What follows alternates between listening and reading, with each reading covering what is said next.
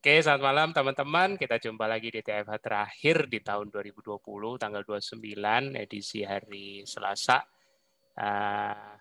Kita masih bersama dengan Mas Tio Prasetyo, founder kita, yang masih setia menemani kita. Halo Mas. Halo Mas Budi. Ya, sebenarnya hari ini ada narasumber, Mbak Elia Nora, tapi kebetulan beliau mengalami force majeure. Jadi hari ini temanya akan kita ganti dengan Q&A. Temanya tetap Ask Me Anything, ya. Mumpung ini foundernya open, ya. Siap ditanya apapun dan jadi ajang beliau untuk bisa menyederhanakan belajar bahasa awam. Ya. Aku mau bilang nyederhana ini. Soalnya nyederhana itu munculnya refleks, nggak bisa diatur-atur. Aku tiba-tiba bisa nyederhanain aja. Soalnya kadang-kadang kalau ditulis itu kadang-kadang mungkin tadi aku jelasin di grup Telegram global tuh ribet, tapi siapa tahu kalau diceritain mungkin lebih kebayang. Oke, ada yang mau tanya? Oke, ini aku mau undang satu. Tadi ada sempat Oh ya, silakan Mas. Aku mau undang Ziani. Bisa unmute? Assalamualaikum. Ya. Waalaikumsalam. Videonya bisa on? Enggak bisa. Oh, soalnya bisa. Tidak berjilbab. Baru pulang. Ya sudah. Sorry banget. Siapa Pak? Silakan. Saya mau tanya Mas Tio, saya udah 3 tahun keto warrior, dan baru sekali cheating ya, dan itu nggak ada ngaruhnya. Tapi what happened? Kira-kira 3 hari yang lalu, saya tiba-tiba dapat sariawan, dan sariawannya tuh kayak menjalar-jalar gitu, jadi 2-3 biji. Saya bingung karena that was my problem dulu. Dulu problem saya karena saya suka sekali manis. Selalu sariawan. Masalahnya sariawan, saya tidak punya penyakit lain. Umur saya 67 karena saya suka olahraga. Tapi ini sekarang sariawan itu sampai sekarang masih ada, udah muncul lagi ya. Dan ada berapa biji? Saya bingung kenapa. Mungkin ada kronologi sebelum munculnya gejala karena apa? Ada yang kira-kira yang berubah something? Mungkin cucu saya sempat nginep berapa hari gitu ya. Memang very demanding ya. Ada beberapa cucu umur 7 tahun 4 tahun. Tapi mungkin ini ya. Saya tuh beli cranberry. Kan kalau berry-berryan boleh ya. Tapi saya lihat di nutrition nggak ada. Gitu. Saya makan. Cranberry yang dikeringkan bukan? Ya betul, yang keringkan. Ya itu nggak bisa. Saya makan itu enak banget ya. Emang enak. Apakah itu penyebabnya? Tapi kayaknya sariawannya nggak pergi nih, bingung banget saya. Ya gula darah, udah cek gula darah belum? Belum sempat. Ya itu naik. Jelas, itu naik gula darahnya. Ya itu enak kan kalau cuma dibimbing lihat kronologi kejawab kan. Asal kronologi jelas sih enak. Tapi selama 3 tahun tidak pernah muncul gitu, makanya saya bingung banget. Selama 3 tahun belakang kan nggak nyobain cranberry itu. Saya makan macam-macam berry tapi yang fresh ya. Ya fresh. Kalau ini kan yang dikeringkan. Baru pertama saya beli di Farmers. Tapi juga perhatikan mungkin karena cucunya lagi datang, mungkin lebih capek atau tidurnya jadi kurang, itu juga perhatikan. Oh iya. Jadi kira-kira apa ya obatnya supaya bisa sembuh? Segera reda. BAB-nya lancar nggak? Lumayan. Ya, berarti tinggal tambahin tidur aja.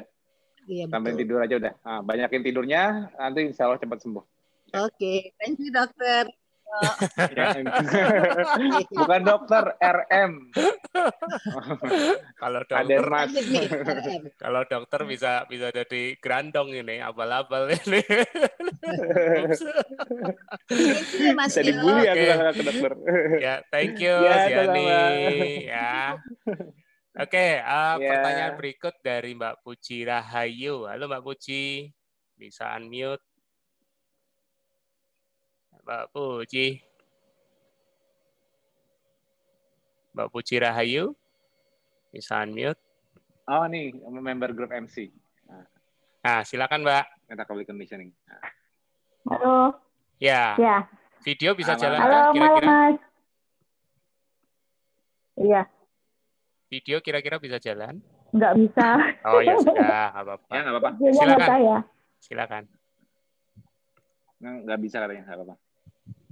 Ya, silakan Mbak. Ya, mau tanya, ini kan yang saya mentoring sekarang ini kan didiagnosa dengan kostokondroitis. Suaranya putus-putus. Kostokondroitis. Ya, halo? Mas Bud, jelas tadi Mas Bud? Dia lagi mentorin Kedengeran nggak? satu orang yang didiagnosa kostokondroitis. Halo Mas. Kostokondroitis. Ya. Ya, betul. Nah, terus kemudian sebentar. Nah, jadi motivasi terbesarnya ikut saya itu ingin menyembuhkan kostokondroitisnya.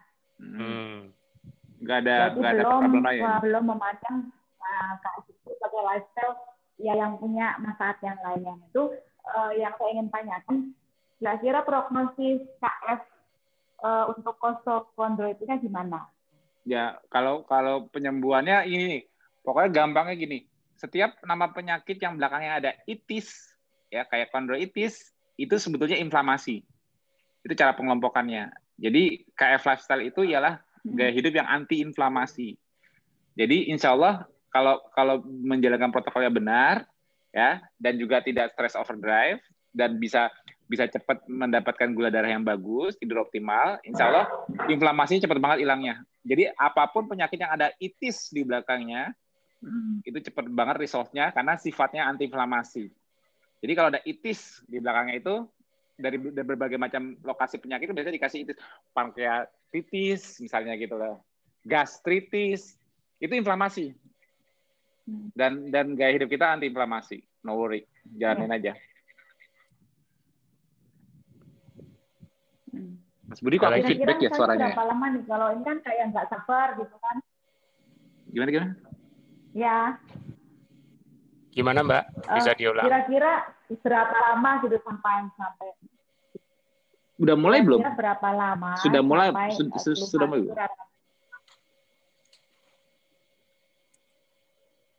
Sudah mulai 2 minggu ini. Baru udah ada perubahan belum? Udah ada perubahan belum? Kalau untuk perubahan sih belum. Kata dia masih kerasa nyerinya, meradangnya masih ada. Ya, jadi kalau misalnya untuk bergerak posisi yang sekiranya menggeser ini ya terus nyeri. Belum memang tuntas perlu proses, bersabar. Memang perlu proses jelas. Tapi dia sendiri dari sejak menjalani KF-nya udah merasa nyaman belum badannya? Lebih segar, lebih apa? Udah merasa belum? Kan ya kalau itu kan memang lebih segar. Terus kemudian beliau itu kan juga punya penyakit kronis ya lambungnya. Ya itu membaik kan lambungnya? Kemarin itu sudah 2 minggu. Nah lambungnya sebenarnya waktu 2 minggu itu sudah mulai lepas obat, tetapi langsung makan santan alpukat sama makan sambal. Nah habis itu beliau muntah. Akhirnya saya sarankan untuk tetap minum obatnya, kemudian menghindari makanan yang memang belum pas untuk lambungnya. Sekarang sudah bagus lagi, fastingnya sudah tetap bertahan. Tidurnya bagus nggak? Memang untuk ininya dia kostokondroitisnya. Tidur sih jam 9, setengah 9 sampai jam 3 pagi sudah bisa tidurnya. Nah, sekarang coba pesanku, kalau di masa adaptasi awal masih ada gejala, tambahin durasinya. Jadi kalau aku kan sering nyaranin minimal tidur itu 6-8 jam. Ya minimal. Nah, tapi kalau untuk terapeutik, untuk meningkatkan, jadi gini, zona recovery-nya di kondisi ketosis itu, zona recovery-nya itu di tidur, bukan di puasanya, bukan di olahraganya. Jadi kalau kita mau ada terapeutik, sorry. Ini kok bolak-balik? Itu sih Mas Budi. Aku sih aman Mas di sini. Aku sih aman. Ya.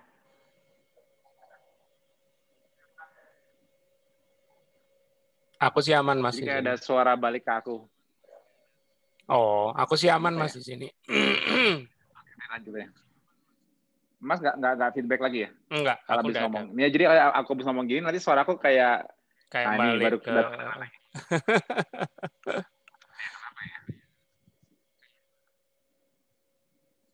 nggak tahu nih kenapa. Oke, jadi intinya gini, kalau untuk maintain gaya hidupnya supaya memastikan presetnya selalu bagus dari puasa maupun olahraga seharian ya, itu minimal 6-8 jam. Tapi di kondisi ada gejala atau untuk therapeutic use, saranku lebarin lagi zona recovery-nya. Jadi misalnya kita standar 6-8 jam, kita berusaha dapat 10-12 jam. Nah, jadi misalnya gini, aku saranin nih, dari jam 7, selesai sholat Isya misalnya 7:30 ya, langsung tidur sebelum jam 8, biar dapat durasi lebih panjang. Terus nggak usah puasa panjang dulu, buka jam 12, makan kenyang, tidur lagi sampai asar. Sampai asar, bangun, bisa ngemil alpukat dan sebagainya, terserah. Itu bersantai-santai, jangan relax. Jadi kalau udah sore, di atas jam 3 sore, itu bawaannya harus relax, lupakan pekerjaan yang membuat stres atau yang pokoknya segala sesuatu yang memicu stresnya jauhkan pada saat udah sore hari, bawa lebih relax. Nah, maghrib juga lampu jangan terlalu terang, jadi dibuat supaya mengkondisikan supaya mudah tidur lagi jam 7. Nah, lakukan seperti itu terus sampai sebulan. Nanti lihat perubahannya, kecepatan dia healingnya cepat apa enggak, buktiin aja. Jadi kuncinya terapeutik itu memperlebar zona recovery-nya. Jadi recovery-nya, perbaikannya itu terjadinya itu hanya saat tidur loh. Saat terjaga ini kita ngasih pressure ke penyakitnya. Tapi kalau kita mau healing, efek perbaikannya apanya mau dicari dari apapun yang mau dicari, efek terapeutik yang mau dicari apapun itu lokasinya di jendela tidur, bukan di jendela terjaga. Jadi kalau dia mau cepat, perlebar jendela recovery-nya. Nanti buktiin lebih cepat nggak recovery-nya. Oke. Mbak Puji, cukup jelas ya. Kayaknya Mbak Puji juga sudah ini. Tapi kalau kurang jelas nanti bisa lihat di rekaman. Mas, ini nanya sedikit. Oh, Mas Tio menghilang. Sebentar. Kita sambil nunggu Mas Tio kembali, ya. Kayaknya Mas Tio sinyalnya kurang bagus ini. Ada 2 pertanyaan yang sudah aku tampung, 3 sebenarnya, 1 dari email ya. Nanti aku akan bantu sampaikan. Mbak Sri, nanti aku akan bantu sampaikan yang pertanyaan dari chat. Mas Gani, nanti mungkin kalau Mas Gani berkenan, kita bisa langsung audible ya, langsung live dengan Mas Tio nanti. Kita sambil nunggu Mas Tio kembali. Ini. Sebentar, ya. Ini Mas Tio sudah kembali hadir.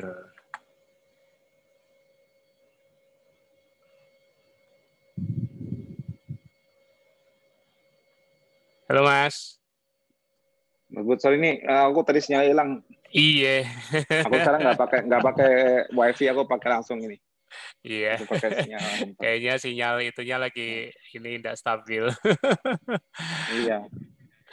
Oke Mas, ini sedikit pertanyaan tambahan. Sebentar aku sambil spotlight Mas Tio. Masih Mbak Puji. Mbak Puji sudah oke. Sebentar aku lagi lihat Mas Tio.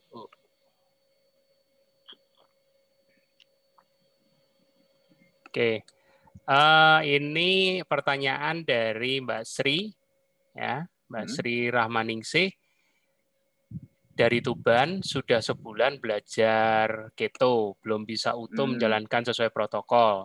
Cuman fastingnya selalu sudah oke, dari jam 8 malam sampai jam 12. Riwayatnya diabetes sudah 10 tahun. Pertanyaannya, apakah wajar kalau gula darah saya tidak langsung turun?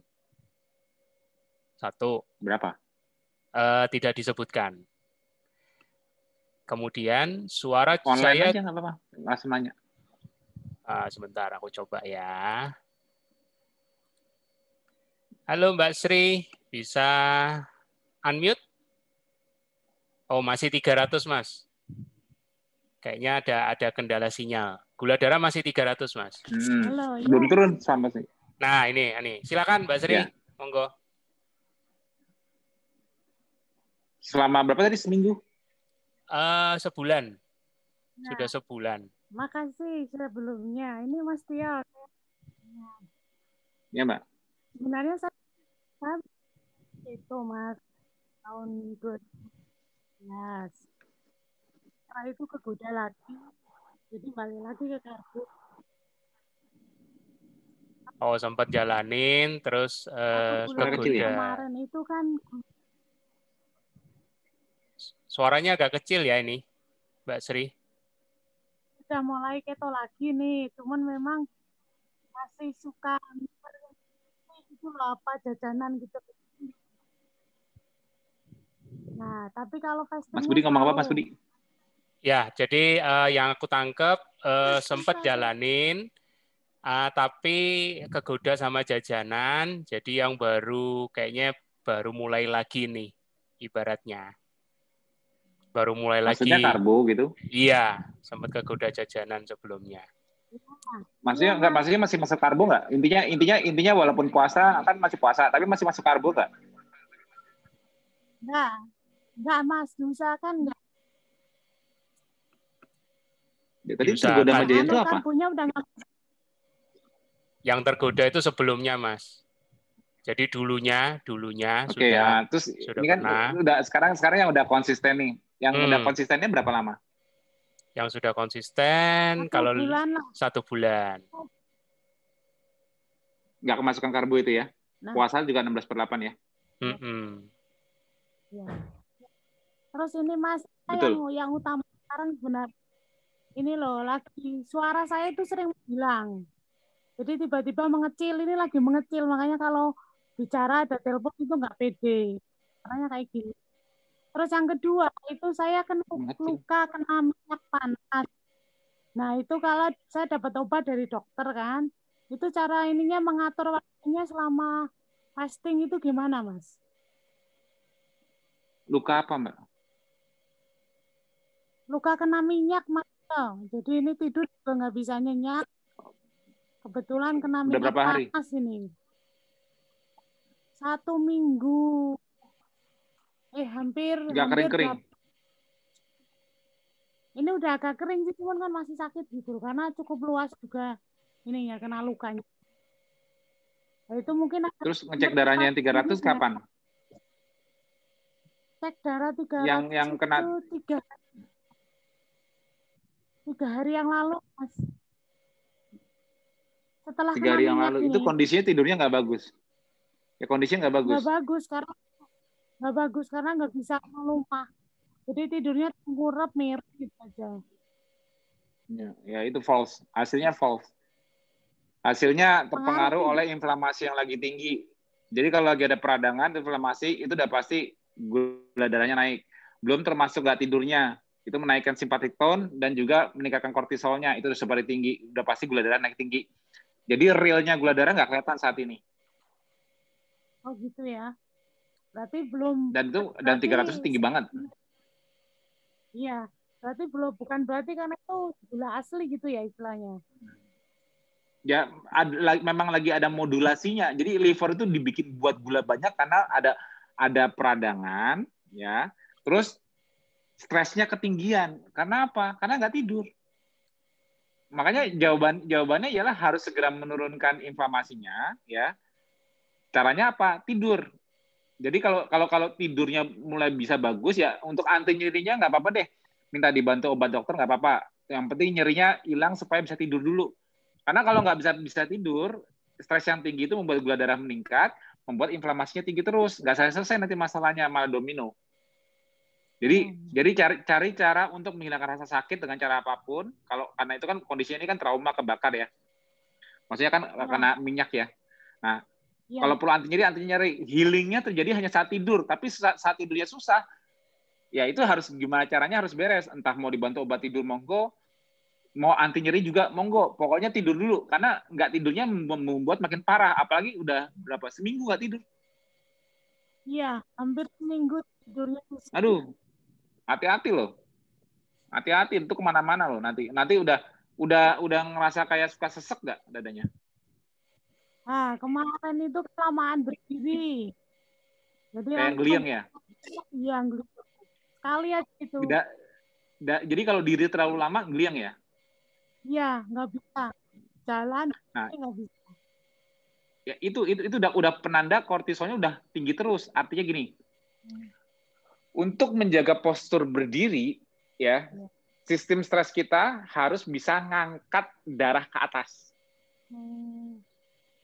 Apalagi kalau dari posisi rebahan gini, reclining atau rebahan tiduran, darah lagi ngumpul di sini, sebelum kita harus berdiri ke atas gini. Itu kalau sistem stresnya nggak bagus, simpatetik yang nggak ngajar, dari bangun duduk berdiri atau dari pegang berdiri tiba-tiba kayak deg-degan nggak? Yang jelas pegel ini. Yang pegal di mana? Leher sama punggung pundak bukan? Ini apa namanya? Ya, pundak Mas. Ya, itu bukan kolesterol ya, itu stres. Nah, itulah efek nggak tidur. Gimana? Sembelit nggak? Lumayan ini. Baru 2 kali ke belakang selama sakit hampir 10 hari ini. Ya, sembelit juga kan? Oke. Terus kalau makan suka gampang mual nggak? Asam lambungnya suka naik nggak? Nggak, makannya sedikit Mas. Nafsu makan menurun. Nafsu makan menurun sedikit kan?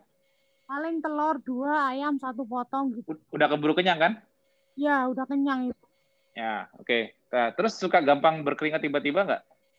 Ya, keringat dingin. Ya, oke. Ya, keringat dingin ya. Ujung kaki sama ujung jari suka dingin kan? Ya, betul. Ya, oke. Terus apa lagi? Suka pipisnya jadi banyak nggak kalau malam? Enggak sih, cuma 2 kali, cuma pipis banyak gitu. Ya, kalau suka bangun malam nggak? Suka Mas. 2 terus kali lah. Tidur baliknya susah apa nggak? Apa gampang? Susah sekali. Apalagi di kondisi begini saya susah sekali tidur. Semua yang aku ceritain di grup Telegram sama nggak gejalanya? Saya belum ikut grup Telegram nggak? Belum ikut grup Telegram ya. Oke, ikut grup Telegram. Itu semua gejala yang aku sebutin tadi itu namanya hyperaktivasi sistem stres ya. Bukan kurang nutrisi apapun, bukan kurang nutrisi satupun. Ya, mau sembelit kayak, mau asam lambung makan jadi sedikit kayak, itu domino efek. Cuma gara-gara apa? Gara-gara nyeri, nggak bisa tidur, langsung rambut gitu, terus sampai ada gejala hipotensinya, ya, udah mulai muncul aritmianya, jantungnya suka berdebar-debar tiba-tiba, apalagi kalau sore kan, jam 3 kan sore gitu suka kerasa nggak? Iya. Betul nggak? Betul. Jam 3-4 sore, betul, kerasa kan? Iya. Nah, itu pada saat sirkadian kortisolnya udah turun, nah itu udah mulai berasa, gampang berdebar, gampang liang, betul nggak? Betul, ya. Nah, percaya sama aku, nggak ada hubungannya sama nutrisi yang kurang. Nggak ada hubungannya. Itu sistem stres. Hyperaktivasi. Ini yang aku maksud, efek dari nggak tidurnya. Kira-kira yang lain yang nonton kejawab nggak sekarang? Jawab. Udah jelas belum? Ini salah satu contoh yang aku aplikasikan langsung nih. Ini langsung tanya jawab langsung. Kelihatan nggak yang aku maksud? Berarti penting sekali tidur itu ya Mas ya? Sangat. Ya, coba aja. Sekarang kalau aku mau ngetes, Mbak, kalau ada itu bisa nggak? Mbak, sekarang ngetes lab deh. Ngetes lab, lihat deh. Mineralnya drop nggak? Iya, belum. Pasti tapi drop. Pasti drop. Pasti drop. Mana ya? Ya solusinya satu, tidurnya harus segera dikejar. Mbak sekarang caranya. untuk membereskan semua masalah gejala-gejala yang bermunculan ini sekarang ini, ya itu jawabannya cuma satu, tidur. Iya Mas. Nah, cara tidurnya gimana? Emang susah karena lagi ada rasa nyerinya kan. Nah, bantu dengan cara apapun. Kalau udah seminggu, saranku langsung ke dokter minta obat tidur. Atau nih aku ada saran dari Mbak Maharati, ada obat off the counter ya, yang mungkin kalau aku kan nggak berani ngeresepin obat tidur. Jadi ada obat off the counter namanya CTM. Nah, itu untuk obat gatal tapi punya efek sedatif. Kalau mau coba itu monggo. Tapi yang itu lebih baik dibanding nggak tidur. Ya, betul. Karena ini domino efek Ya kan? Mbak udah kerasa nih, Mbak udah mengalami gejala yang disebut namanya postural hipotensi atau disebutnya ortostatik ya, takikardi. Jadi kalau Mbak berdiri lama, Mbak bisa geliang atau dari bangun berdiri Mbak bisa berdebar. Kayak nggak ngejar, kayak geliang terus baru tiba-tiba pas ngejar deg-degan. Kayak ada adrenalin rush. Ya rasanya nggak bisa nafas itu. Iya pasti. Langsung kayak ngap itu udah pasti. Dan itu nggak ada hubungan sama nutrisi. Itu hyperaktivasi sistem stres, itu patofisiologinya selesai. Itu yang diberesin. Udah paham belum? Paham. Sekarang begitu Mbak nanti bisa tidur, itu semua hilang. Iya. Ya. Nah, jadi Mbak langsung berusaha, nggak apa-apa nih sekarang mau dibantu anti nyeri, minta ke dokter anti nyeri supaya nggak berasa, apapun dikasih ikutin dulu. Bilang, dok, saya juga nggak bisa tidur nih dok, gara-gara nyeri saya. Boleh nggak saya minta diresepkan obat tidur? Minta. Nah, begitu bisa tidur, itu beres. Jadi Mbak sekarang itu targetnya untuk penyembuhannya ialah gimana saya cuma bisa tidur. Jadi kerjanya makan tidur. Nggak usah puasa, nggak usah olahraga. Jangan menambahkan apapun untuk stresnya mulai dari sekarang. Mulai dari stres dari olahraga, jangan banyak aktivitas fisik. Mulai dari puasa, jangan puasa. Aku nggak bisa makan mas karena masih makannya cuma sedikit. Pasti sedikit. Kalau simpatetiknya tinggi, lambung itu nggak bisa keisi penuh, nggak bisa stretch melebar. Itu kayak malah asam lambungnya itu udah keluar duluan. Jadi kayak udah keburu ngap, mau makan aja udah cuma bisa sedikit. Kalau diikutin terus, lama-lama makannya makin dikit. Bukan makan dikit dibuat-buat, itu fisiologi. Ya. Karena Mbak stresnya tinggi, kemampuan makan pasti turun, udah dijamin. Mbak mau bilang, aduh aku kurang protein, aku kurang apa, aku harus makan banyak. Nggak bakal bisa makan, uang stresnya belum beres kok. Mana bisa makan, uang relax saja nggak bisa. Bisa relax nggak? Nggak bisa. Nggak bisa. Iya. Gimana mau makan kalau nggak bisa relax? Bisa tidur nggak? Nggak bisa. Nggak bisa relax, gimana caranya? Untuk makan dan tidur, butuh relax dulu. Relax aja Mbak belum dapat. Iya. Tegang terus badannya. Tegang terus simpatetiknya. Kerasa nih di leher. Sembelit. Lambung. Aritmia. Hipotensi, diri, keliengan. Kalau dicek gula darahnya, jam 3 sore ke atas, itu hipoglikemia. Tapi reaktif hipoglikemia. Patofisiologinya itu. Bukan kurang nutrisi.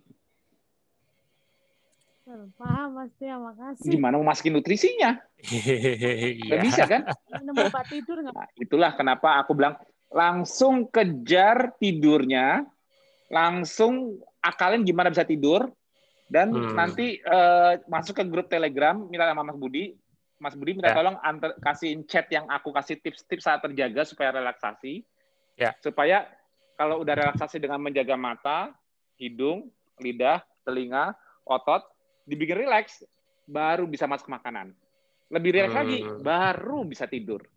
Nah, sekarang nggak boleh ada puasa. Jadi walaupun belum bisa makan, masukin makanan sedikit pun nggak apa-apa. Yang penting mengaktifkan vasovagal reflex supaya parasimpatetiknya jalan dulu. Asal ada makanan masuk itu udah bantu usaha ke arah rileks. Jadi walaupun belum bisa makan banyak, yang penting selalu ada makanan setiap melek dari bangunnya. Sementara itu parasimpatetiknya dijalanin. Dan habis itu berusaha kalau belum bisa makan banyak, berusaha tidur lagi. Semakin bagus tidurnya, semakin nanti bisa makan. Jadi kalau sekarang nggak bisa makan karena lagi stres, tidur kan reset stresnya. Semakin Mbak bisa tidur pulas, bangun tidur Mbak baru makin bisa makan. Makin bisa lambungnya mengizinkan makanan masuk. Kenapa? Karena kalau simpatetik udah turun, parasimpatetik bisa bekerja lagi untuk mengguidance makanan masuk. Kalau sekarang Mbak mau tidur harus makan dulu, susahnya minta ampun. Karena masih stres sama aku. Jadi Mbak masukin makanan cuma buat modal ngerileksin, terus bantu tips aku bawa rileks, jangan banyak pikiran, badan lagi nyeri, minum obat nyeri, dengerin musik yang menidurkan, matanya dijaga kondisi redup, hidungnya menghirup yang kalau ada aromaterapi dipakai, lidahnya ngemut yang manis-manis, beli permen Fisherman's Friends, bikin teh, dikasih stevia atau dikasih apalah sukralose apapun pemanis low kalori. kena manis terus tuh, lidahnya dikasih manis terus, biar apa? Biar santai. Karena efek lidah yang kena manis ini langsung rileks. Jangan ngelihat apapun, nggak usah nonton berita, nanti ada berita yang serem atau apa malah takut lagi. Jangan kerja apa-apa, jangan buka media sosial, nggak usah baca-baca apa yang ada, jauhkan. Relaksasi aja, berasa kayak di pantai aja. Jauhkan semua urusan dunia, berasa kayak di pantai, walaupun ini di sofa, berasa kayak di pantai, udah nggak mau ngeliat apa yang itu udah.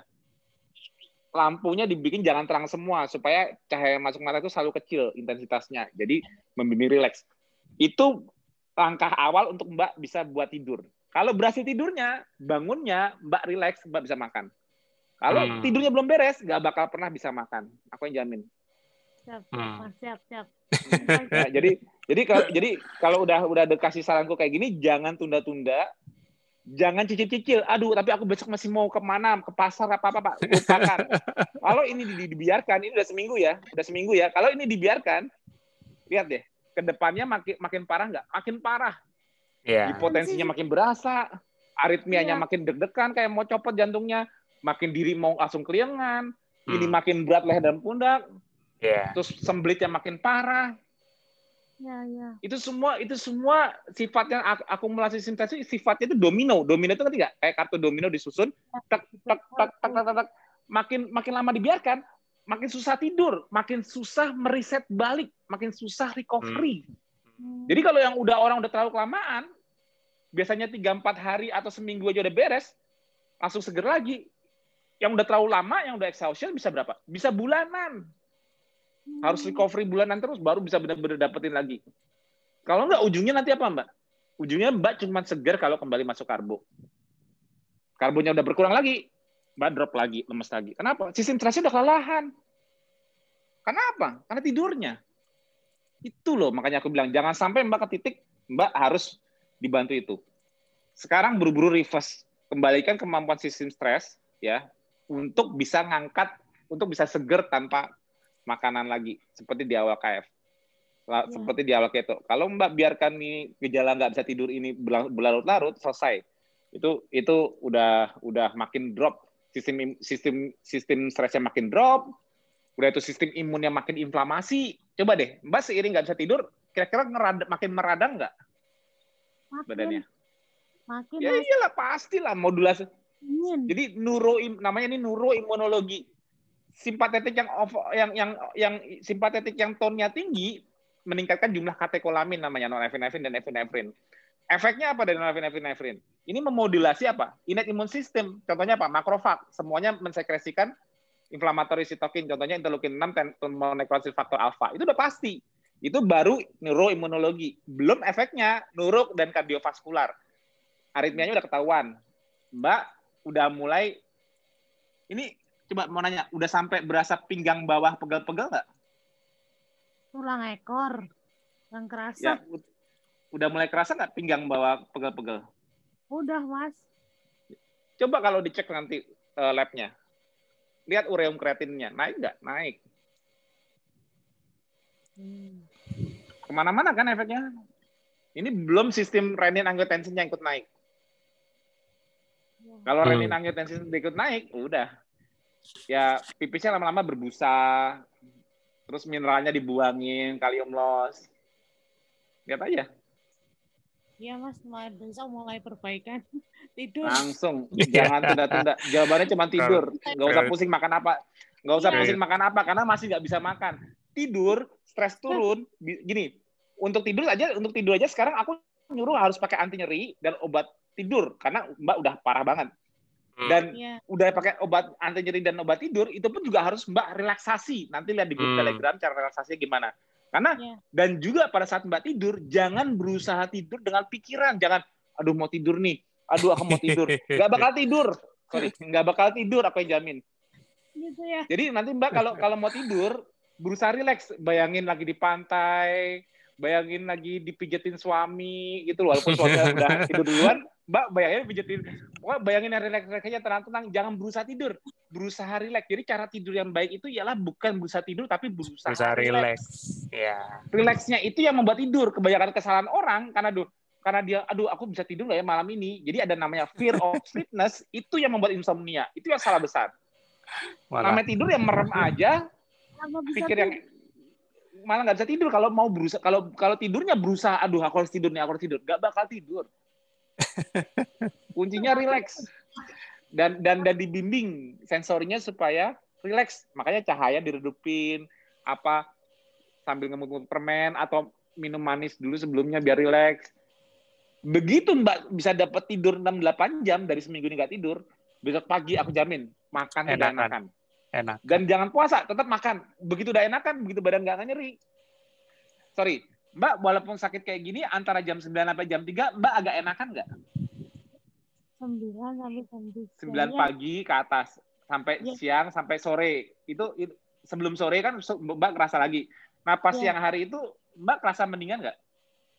Rasa mendingan lah, bisa inilah jalan dikit gitu. Dibanding pagi hari banget, dibanding sore kan? Betul. Ya, itulah kenapa. Karena Mbak dibantu diurnal kortisol. Kortisolnya udah naikin, bantu neken inflamasinya, bantu ngangkat sistem stres Mbak yang padahal udah lelah. Mbak enaknya di situ. Tapi di situ kalau Mbak malah buat, aduh semalam nggak bisa tidur, baru enaknya sekarang, kerjaan ngapain? Selesai. Justru di situ dipakai buat tidur. Pada saat Mbak merasa nyaman, di situ dipakai buat tidur, langsung dicicil di situ. Saat nyaman jangan dipakai buat malah sibuk. Saat nyaman dipakai buat tidur. Kenapa? Karena menyicil risetnya. Nanti habis bangun tidur, makannya udah agak mendingan. Kenapa? Udah mulai rileks. Pokoknya begitu bisa tidur, makanan baru bisa masuk. Walaupun nggak bisa banyak, tapi pelan-pelan masuk. Makin bagus tidurnya, makin bisa makan banyak. Caranya seperti itu. Nggak bakal bisa makan banyak kalau nggak bisa rileks. Oke. Makasih saran-saran. Ya, prioritas pertama langsung tidur. Apapun caranya. Oke, malam ini relaksasi terus tidur. Buktiin besok pagi mendingan nggak? Ya. Oke. Iya, Mas. Ya, oke. Thank you, Mbak Sri. Next-nya kalau ada living example kayak gini gampang kan nyontoinnya kan, kronologinya kejawab semua kan. Yang penting kronologi kejawab selesai deh, nggak ada hubungannya sama apapun itu. Itu udah pasti sistem stres, itu patofisiologi terjelasnya. Ya, kadang-kadang suka memikirkannya healing itu ternyata memang di tidur, bukan pada saat puasa atau pada saat itu puasa atau olahraga itu adalah memicu healing saat tidur. Gini, aku ada cancer nih, aku pressure dengan puasa, cancernya merana, ya kan, ya kan, cancernya merana, gulanya nggak kedapetan dia karena kita puasa. Gula darah kita turun, dia merana, dia mengalami apoptosis. Tapi respon imunnya untuk menghancurkan, membereskan, memperbaiki sel-selnya kapan? Saat tidur. Malamnya. Betul. Sama. Jadi puasa itu sama olahraga sama. Kamu olahraga ngangkat beban gede-gede. Wah nih aku mau nambah otot nih, aku ngangkat berat-berat. Habis itu tambah otot nggak? Enggak. Besok kalau udah tidur baru tambah ototnya. Jadi zona tidur itu kuncinya kamu mendapatkan apa yang kamu usahakan di hari sebelumnya. Tanpa tidur selesai. Akumulasi stres. Oke. Pertanyaan berikut dari Mas Gani, bisa unmute Mas? Ya. Halo Mas. Malam. Ya, silakan Mas. Ya, malam Mas Tio. Monggo, silakan. Ya, ini saya kebetulan di kaki sendi kaki kiri itu ada ganglion cukup besar. Oh, ganglion. Saya baca di grup FB itu kok ada yang hilang. Apa itu sebetulnya memang KF? Enggak sih, itu sebetulnya ganglion itu kadang-kadang itu nggak bisa spesifik KF. Jadi ganglion itu kan sebetulnya jinak. Jadi ada yang bisa hilang ya alhamdulillah, tapi nggak apa-apa. Karena itu kan jinak. Itu sebetulnya jangan diparameterkan yang hilang-hilang. Karena itu nggak spesifik, bukan sel abnormal maksudnya. Kalau sel abnormal harus hilang. Itu kan karena bawaan. Kalau misalnya merasa nggak nyaman, dioperasi juga nggak apa-apa. Itu kan estetika aja. Oh iya, tapi selama nggak sakit saya rasa enggak. Ya misalnya, tapi maksudnya jangan disamaratakan. Ya, terus Mas Tio mau tanya lagi nih. Ya, boleh. Untuk profil kolesterol untuk orang KF itu apakah itu lifetime ya? Selama dia KF selalu tinggi atau cuman awal-awal KF saja yang sangat ledak-ledak? Enggak. Selalu. Jadi gini, kalau kita nggak puasa, kolesterol lebih rendah dibanding puasa. Kalau kita nggak olahraga, kolesterol lebih rendah. Kalau kita puasa dan olahraga, kolesterol lebih tinggi. Kalau kita nggak makan apa-apa 3 hari, lompat lebih tinggi. Nggak ada faktor dari makanan. Mas makannya dibanyakin, kolesterol turun. Lucu kan? Mas makan dibanyakin nih, makan terus. Kan kalau memang kolesterol dari makanan, ya makan aja yang banyak. Coba buktikan. Kolesterolnya lebih rendah apa lebih tinggi? Lebih rendah. Nah, terus gimana dong? Nggak ada hubungannya. Terus kalau kolesterol itu selama ini dibilang beresiko, kenapa Mas? Beresiko apa? Kalau inflamasi di tubuh kita tinggi, kalau simpatetik tone kita ketinggian, yang membuat pembuluh darah kita cedera. Jadi kolesterol itu digunakan untuk menambal pembuluh darah yang cedera. Cedera kenapa? Karena tensinya tinggi terus misalnya, karena vasoconstriction terus, tegang terus, lama-lama jaringan fibernya terganggu, ya. Otomatis daripada bocor, makrofag ngambil kolesterol, nambal dia jadi foam cell. Nah, tapi usaha mencegah kerusakan ini membuat tumpukan, ya, akhirnya membuat pembuluh darah menyempit. Jadi karena kolesterol digunakan untuk menambal, kolesterol disalahkan sebagai apa? Sebagai penyebabnya aterosklerosis. Salah. Aterosklerosis terjadi karena insult di pembuluh darah. Gimana sayangnya supaya nggak kena aterosklerosis? Jangan beri insult ke pembuluh darah. Jangan punya tensi tinggi, jangan punya parameter metabolik jelek, jangan punya inflamasi tinggi. Gaya hidupnya harus anti-inflamasi, gaya hidupnya harus anti-hipertensi, gaya hidupnya harus rendah stres. Karena mau kolesterol berapapun, mau kolesterol saya sedikit kok, di darah saya sehat, coba aja kamu tingkatkan inflamasi, coba aja kamu tensinya tinggi terus. Mau sedikit apapun kolesterolmu, ya pasti diambil untuk nambel. Kan ada insult di pembuluh darahnya. Kalau pembuluh darahnya nggak pernah dikasih insult, ya nggak bakal pernah, mau kolesterolnya berapapun ya nggak bakal diambil untuk nambel. Kejadian penambalan kolesterol di balik submukosa dari pembuluh darah karena ada suatu hal yang membuat dia harus melakukan kayak gitu. Kalau nggak apa? Bocor nanti. Bocor pembuluh darahnya. Makanya adaptif respon dari sistem imun untuk mencegah injury kayak gini. Aku robek, aku silet kulitku di sini, aku kasih injury sengaja, silet, seret. Nggak usah disuruh-suruh. Sistem imun lari ke sini semua, sel-sel imun berusaha merepair injurinya, betul nggak? Betul. Ya, ini dengan sengaja loh injurinya. Nah, bayangin, wah aku stres terus, aku tensinya tinggi terus, aku nggak tidur-tidur. Kira-kira pembuluh darahnya tegang terus nggak? Nggak peduli berapa kolesterolnya, nggak mungkin nol kan kolesterol. Orang makan karbo pun juga sebenarnya nggak mungkin nol kan. Tetap diambil, tetap dipakai buat nambel. Jadi akar masalahnya di mana sebetulnya dari aterosklerosis? Ambal. Ya, kebutuhan Inflamasi. untuk menambal kan? Karena ada inflamasi.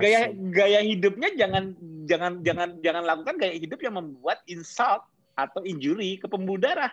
Jangan sering mengalami vasokonstriksi.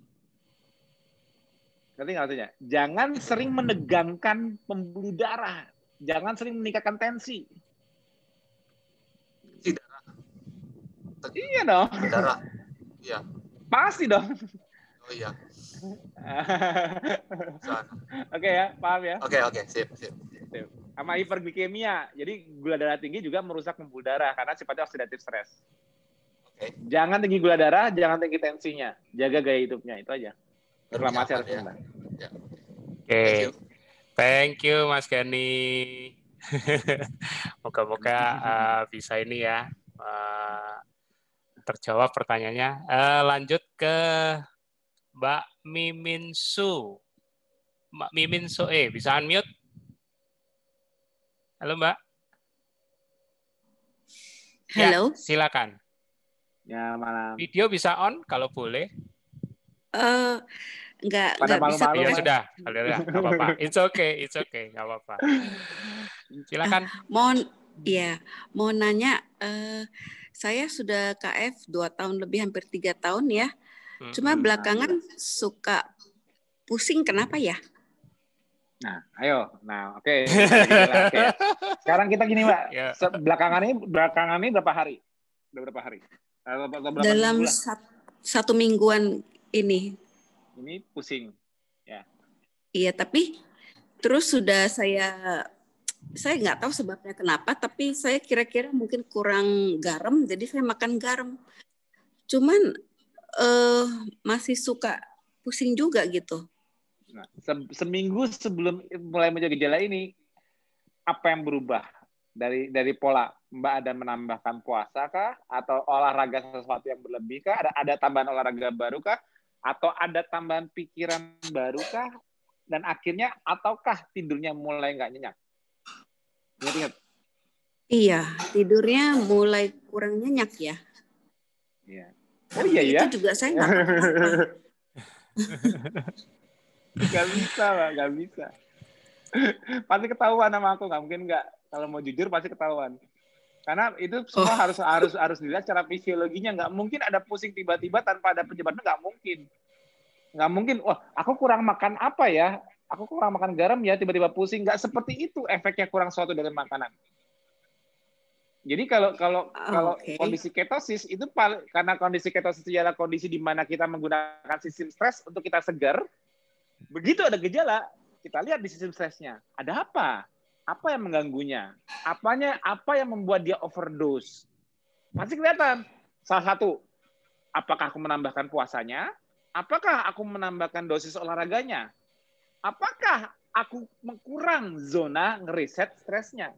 Kelihatan semua nanti. Oh, dari situlah aku mulai muncul gejala. Jadi nggak ujuk-ujuk saya selalu 16/8, makan saya ini aja, tidur saya gitu-gitu aja, tiba-tiba drek gejala. Hampir nggak mungkin. Hampir nggak mungkin. Jadi cara ngelihatnya sistem stres. Jadi begitu Mbak ngerasa kayak gitu, Mbak langsung ngerasa tidurku pasti berkurang. Dan sekarang cara Mbak mereverse udah tahu belum cara gimana? Puasa. Puasanya dipanjangin? Enggak. Gimana? Kalau kurang tidur ya aku tidur. Ya banyak yang bergejala ya. Pantesan ya banyak yang bergejala ya. Karena ini aku maksud orang KF itu kalau cuma baca protokol nggak mau ngikutin TFH kayak gini. Harus belajar fisiologi. Puasa itu stres. Olahraga itu stres. Malah jangan ditambah stresnya. Nah, Mbak sekarang pusing. Betul. Gara-gara kurang tidur. Artinya apa? Stresnya berlebih. Nah, udah stres berlebih. Gimana cara ngilangin stres berlebih? Masa Aku ditambahin puasa stres? panjang, Mas, biar stresnya nambah. Oh, iya.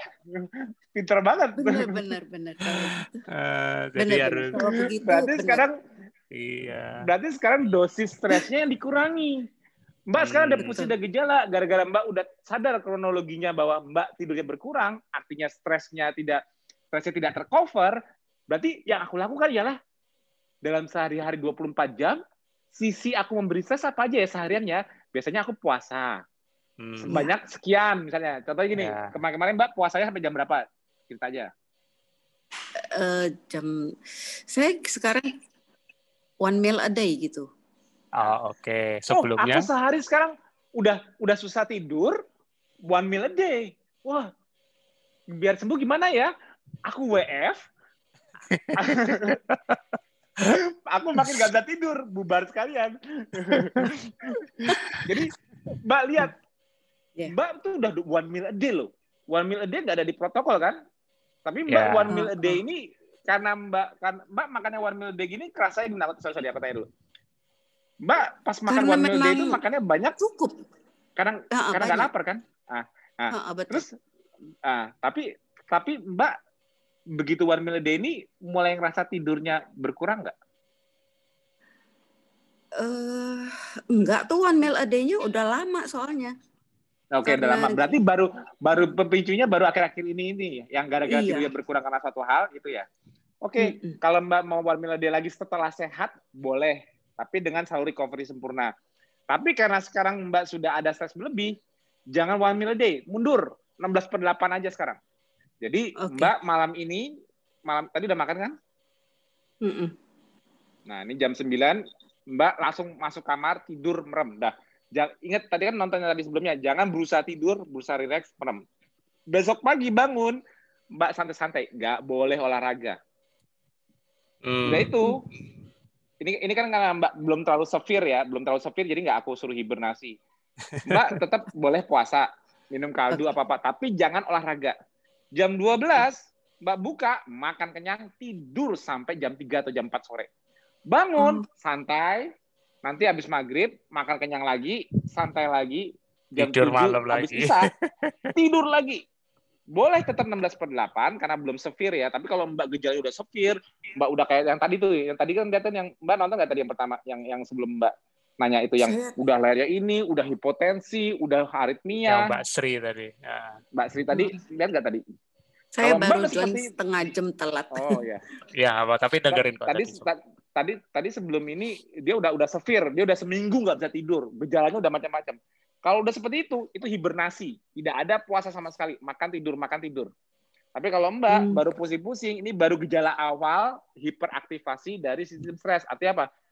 Mbak udah ketinggian nih stresnya, tapi masih sempat diturunkan. Caranya ya apa?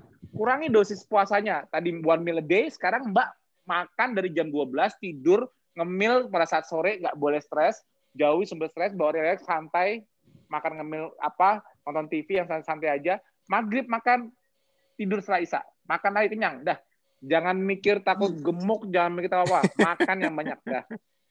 Harus relax. Iya.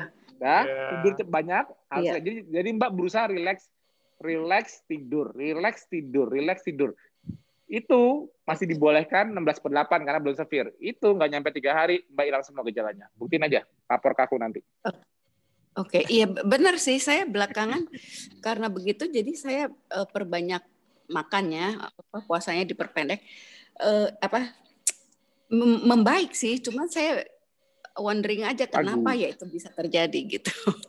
Dijelaskan langsung sekarang. Bener ya? Tubuhnya yang paling do the same mistake. Jangan sampai tersandung. Itu caranya. Ikuti tubuhnya. Jangan menambah jumlah stresnya. Jangan menganggap, oh kalau kebanyakin puasa, kondisinya stresnya overdrive, tapi malah banyakin puasa. Malah nanti Mbak sekarang masih bisa makan banyak, nanti kayak Mbak yang sebelumnya tadi, Mbak siapa ya? Mbak Sri ya? Iya, Mbak Sri. Udah nggak bisa makan dia tuh. Makannya cuma telur aja udah kenyang. Nggak bisa, kenapa? Stresnya ketinggian, lambungnya nggak mau bantu neken. Nah, jadi ini pentingnya memahami kronologi masing-masing. Kenapa? Kan aku nggak serumah sama Mbak. Mana aku tahu Mbak makannya berapa lama. Jadi kalau orang nanya ke aku pasti nanya balik. Ya kronologinya gimana? Jadi dia harus bisa cari ke belakang juga. Kenapa? Aku nggak tahu. Nah, dari situ baru ketemu jawabannya. Nah, ini jadi bisa dipakai ilmu buat yang lain nonton untuk menggali. Mas Tio, introspeksi dulu. Ya. Aku melakukan apa ya sebelum muncul gejala kayak gini? Nanti ketahuan kayak Mbak nih. Oh iya. Nah, itu kuncinya. Jadi Mbak kedepannya Mbak pakai ilmu ini untuk decision making ya. Begitu Mbak bergejala lagi, Mbak koreksi udah lagi. Tahu. Apakah ini aku karena apa ya aku lakukan ya? Jadi Mbak gini, cara mengkoreksi gini. Kalau Mbak merasa muncul gejala karena ini stress overdrive atau kelebihan stres, Mbak lihat 3 sisi aja. Puasanya, dosis puasanya, dosis olahraganya, dosis pikirannya. Kalau dosis pikiran kan itu kan individu, ini masih kan privacy kan. Aku nggak mau ngejudge Mbak nggak pikir apa, nggak mau jadi aku nggak mau mengukur. Nah ini harus jujur sendiri, nah ya. 3 ini dilirik, terus dilirik relax dan recovery-nya. Oh makan tuh relax, makin berkurang nggak? Recovery-nya, tidurnya makin berkurang nggak? Nah, jadi kalau ada gejala dosis stres antara puasa, olahraga dan pikiran dikurangi, yang relax dan tidur, makan dan tidur diperlebar, dimainin nih.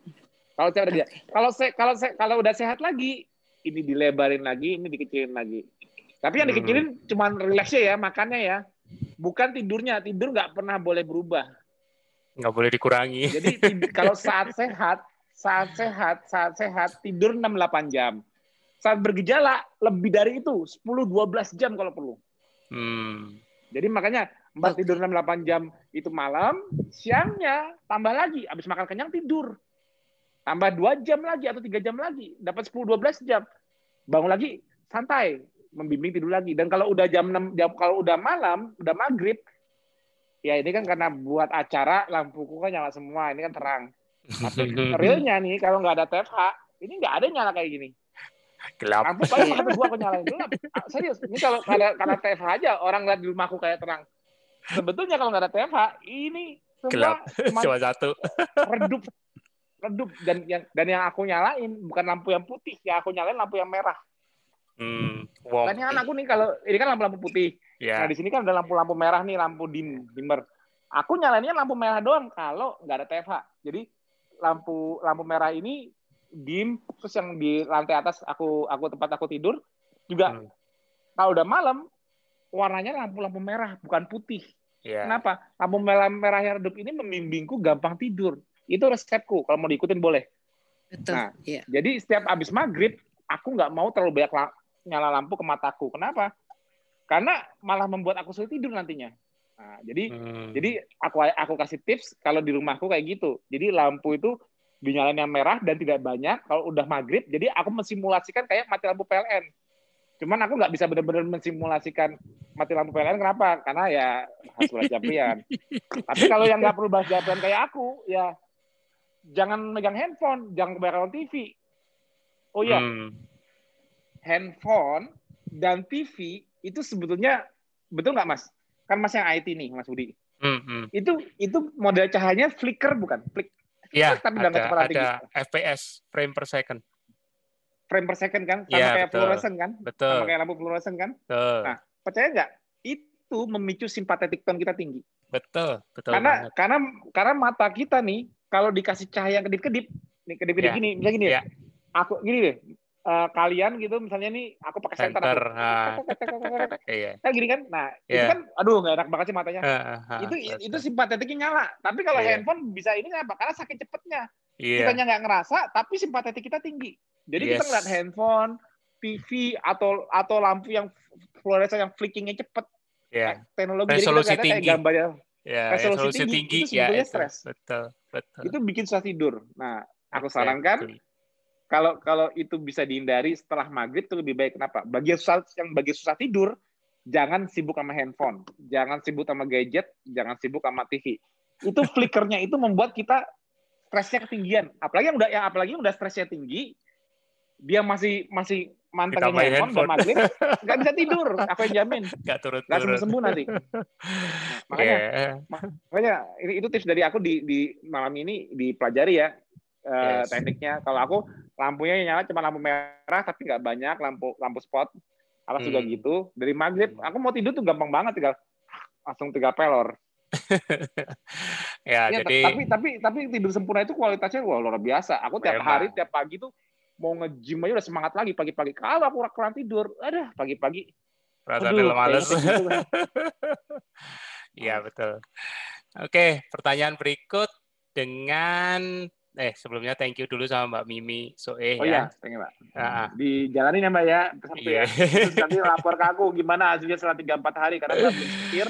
Tapi lihat cepet nggak sembuhnya gitu ya. Oke. Mbak Anasari ini dengan mewakili teman-teman nih di sono. Pertanyaan. Silakan Mbak Ana. Halo, iya. Makasih. Malam Mas. Mas. Ketemu di Zoom kita nggak perlu dijemput di bandara. Mas, ini ada pertanyaan nih, ya kan? Ada jawaban.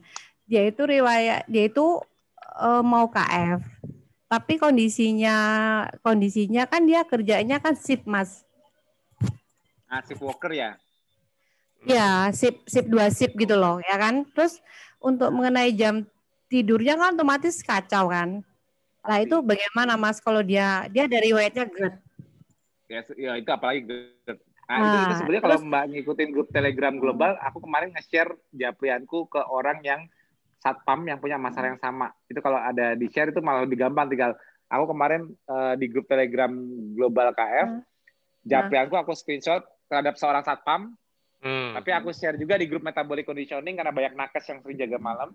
Aku share juga Telegram global. Nah itu kalau bisa itu nanti jadikan acuan cara untuk kalau duniawi kita menuntut kita harus kerja malam. Shift malam, ya. Shift malam. Jadi cara mentransisikan sirkadiannya gimana? Mbak ada pertanyaan lain apa mau aku jawab dulu nih? Apanya? Ada pertanyaan selain itu atau cuma itu? Ada 2 lagi. Ada 2 lagi. Aku jawab yang dulu ya. Aku jawab yang dulu ya. Terus ini ada pertanyaan lagi Mas ya. Pada saat fasting dia kan harus minum obatnya 3 kali. Ya. Terus dia minum obatnya itu harus setelah makan. Sorry, ini dia belum KF ya, baru mau KF ya? Dia mau KF gitu loh. Tapi dia kan tanya konsul Dia dulu ini nih. Obat apa nih? Obat lambung. Enggak, ini ada pertanyaan yang lain juga. Oh, ini beda orang ya? Ada beda orang lagi. Ya. Oh, ini beda orang. Oke. Ini beda orang, Mas, saya rangkum. Kalau gitu, kalau enggak atau dulu Mbak, nanti biar gampang. Nanti aku mikirnya malah gitu. satu orang pernah bingung. Ini aku iya. jawab, Mbak nggak usah kemana-mana, dengerin dulu. Ini aku jawab yang shift worker dulu ya. Iya. Shift worker, oke. Jadi gini, kontrol circadian rhythm kita itu semua dari mata. Cahaya ke mata kita. Nah, jadi cahaya ke mata kita ke retina ini mengontrol di dalam kita itu menghubungkan ada namanya paraventricular nerves, PVN, dan SCN, supramaxillary nucleus. Nah, SCN. Nah, SCN ini yang paling utama sebagai clock untuk ngatur. Jadi ada intensitas ya. Jadi ada intensitas cahaya tertentu yang mengaktifkan SCN ini untuk mengatur fasenya, mulai startnya. Jadi fase start dari cahaya ini bisa di advance, bisa di delay. Maininnya di cahaya. Jadi contoh ini cuma contoh ya. Kalau misalnya kita bangun subuh, terus kita langsung kena cahaya terang, yang terang banget, kayak udah daylight walaupun masih subuh. Malam berikutnya, kita phase-nya mundur. Kita bisa tidur lebih cepat. Jadi kayak cara bikin phase delay itu ialah di pagi hari pada kita bangun, kita menganggap daylight-nya kita datang lebih cepat. Kayaknya intensitas cahaya ditinggiin ke mata, itu membuat malamnya kita lebih cepat ngantuk. Nah, salah satu itu phase delay. Kebalikannya, phase itu phase advance. Jadi advance. Jadi kita tidur lebih cepat advance. Nah, sekarang phase delay. Phase delay itu gini. Kalau kita cahayanya tuh dapat tinggi sebelum kita tidur, malam berikutnya kita tidurnya mundur. Jadi kalau malam ini nih kita tidurnya tuh sebelum tidur cahayanya terlalu banyak, kita mengalami phase delay di next day-nya karena circadiannya kegeser lagi. Nah, itu kontrolnya tuh di supramaxillary nucleusnya itu SCN berkoordinasi dengan PVN paraventricular untuk nanti mengaktifkan jalur saraf yang ke pineal gland yang menghasilkan melatonin. Itu nggak usah dibahas deh. Tak pernah pusing lagi. Tapi intinya Q ke mata kita itu bisa buat kita men-setting mau circadiannya di mana. Yes. Ya, oke, contoh shift worker nih. Jamnya atur sendiri ya. Aku nggak tahu kerjanya di jam berapa, aku nggak tahu ya. Tapi anggap gini. Langsung diputar balik. Kalau kita puasa, anggap aja buka gini, lihat dari jendela makan deh, gampangnya. Kita buka jam 12, tutup jam 8 malam.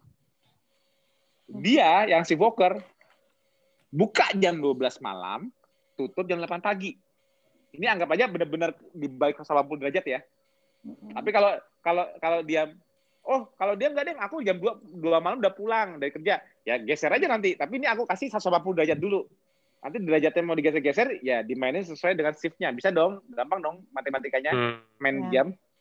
Kalau bingung itu, pegang jam deh. Pegang jam. Mas Tio ngajarin 180 derajat. Tapi aku jam segini, ya udah geser-geser aja.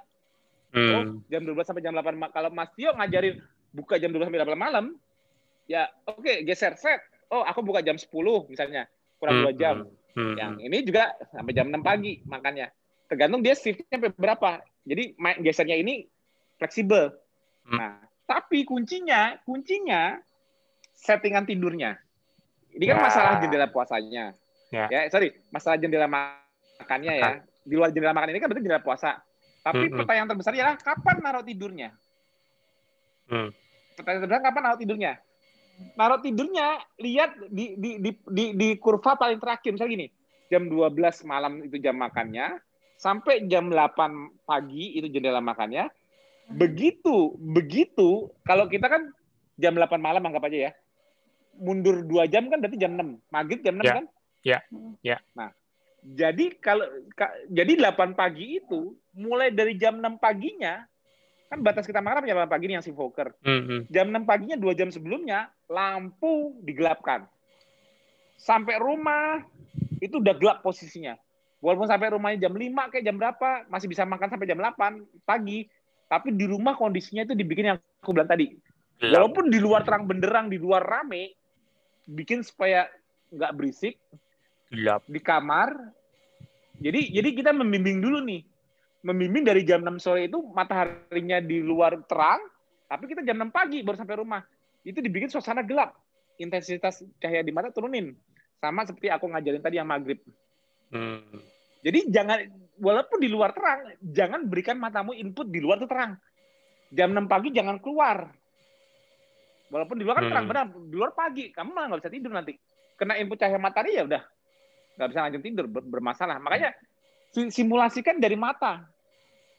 Kalau pas kerja malam kan mungkin di rumah sakit atau di mana kan satpam kan terang terus kan, namanya cahaya kan dijaga malam.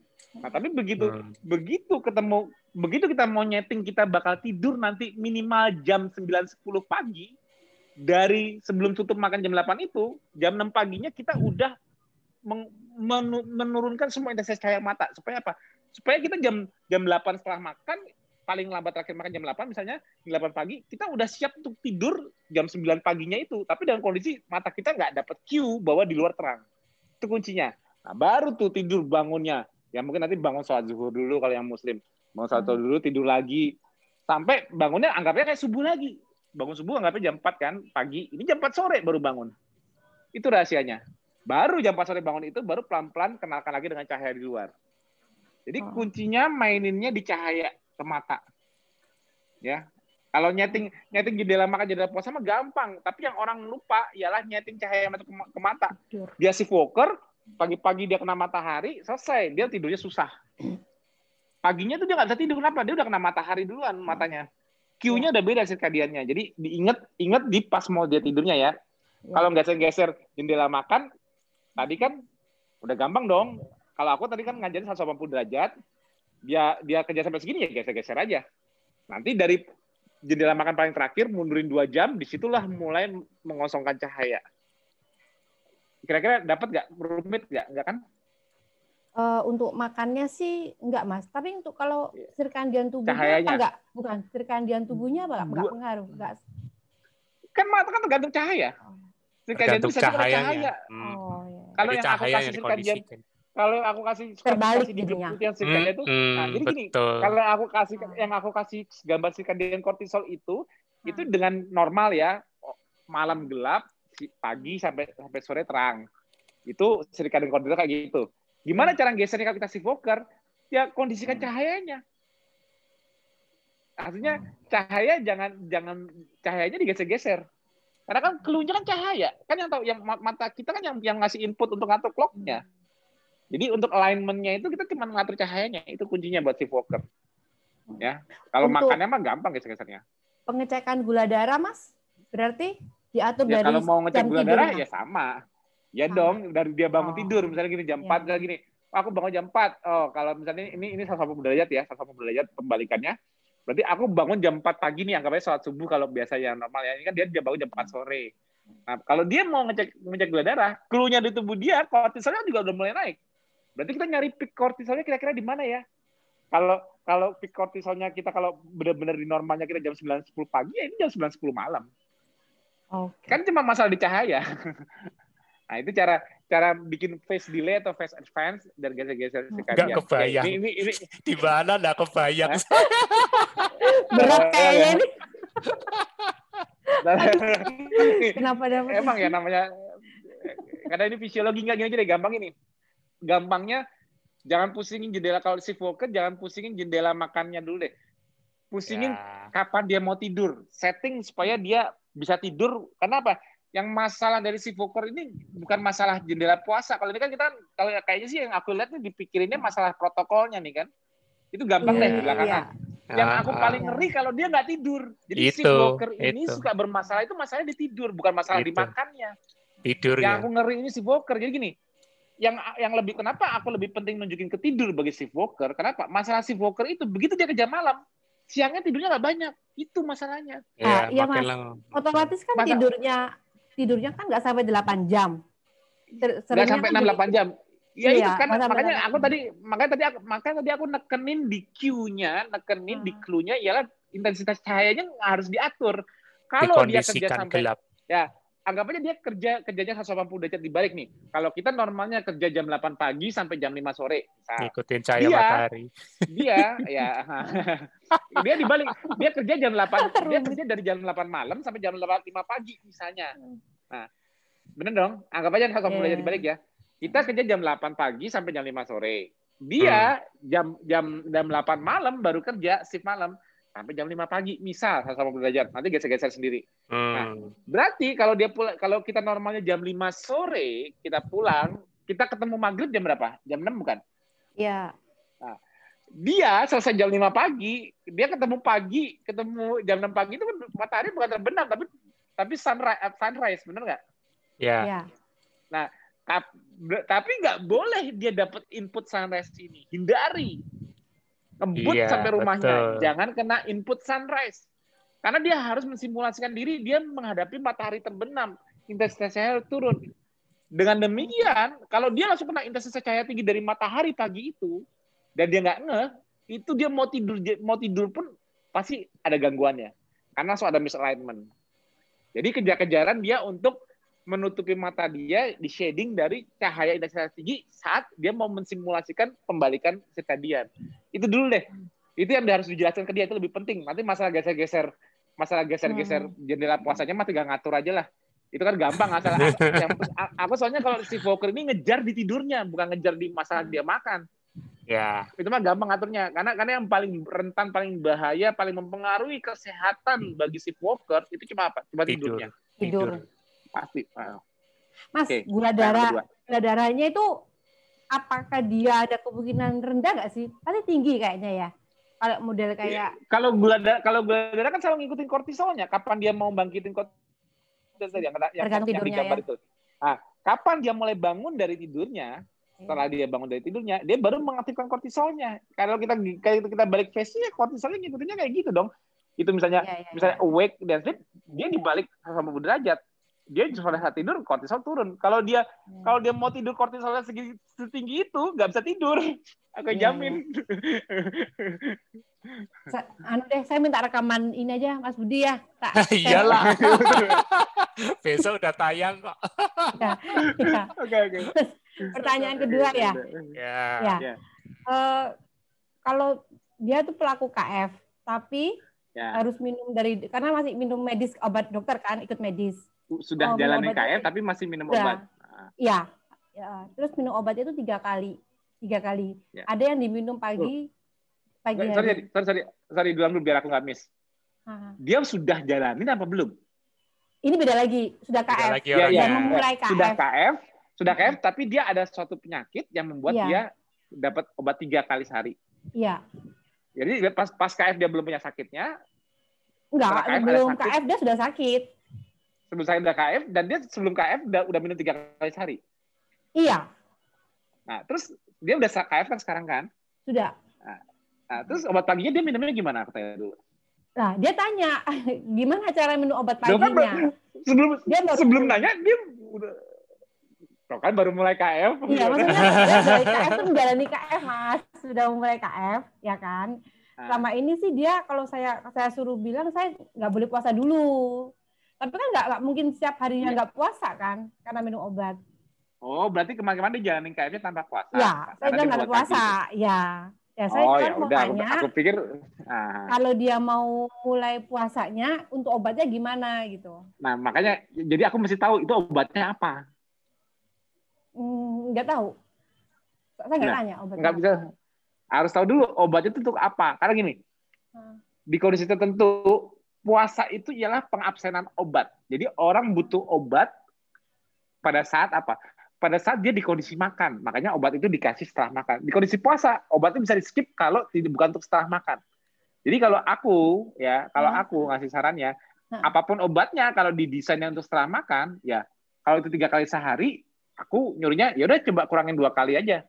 Nah, aku gitu. Kalau memang baru mulai KF, ya oke. Kalau memang itu masih untuk membantu dia seimbang, apapun obatnya itu, ya berarti memang nggak puasa dulu. Tapi nanti cara ngelepas obatnya pelan-pelan, seiring dengan progresnya apa? Yang pagi yang dilepas. Makin baik lagi, yang siang dilepas.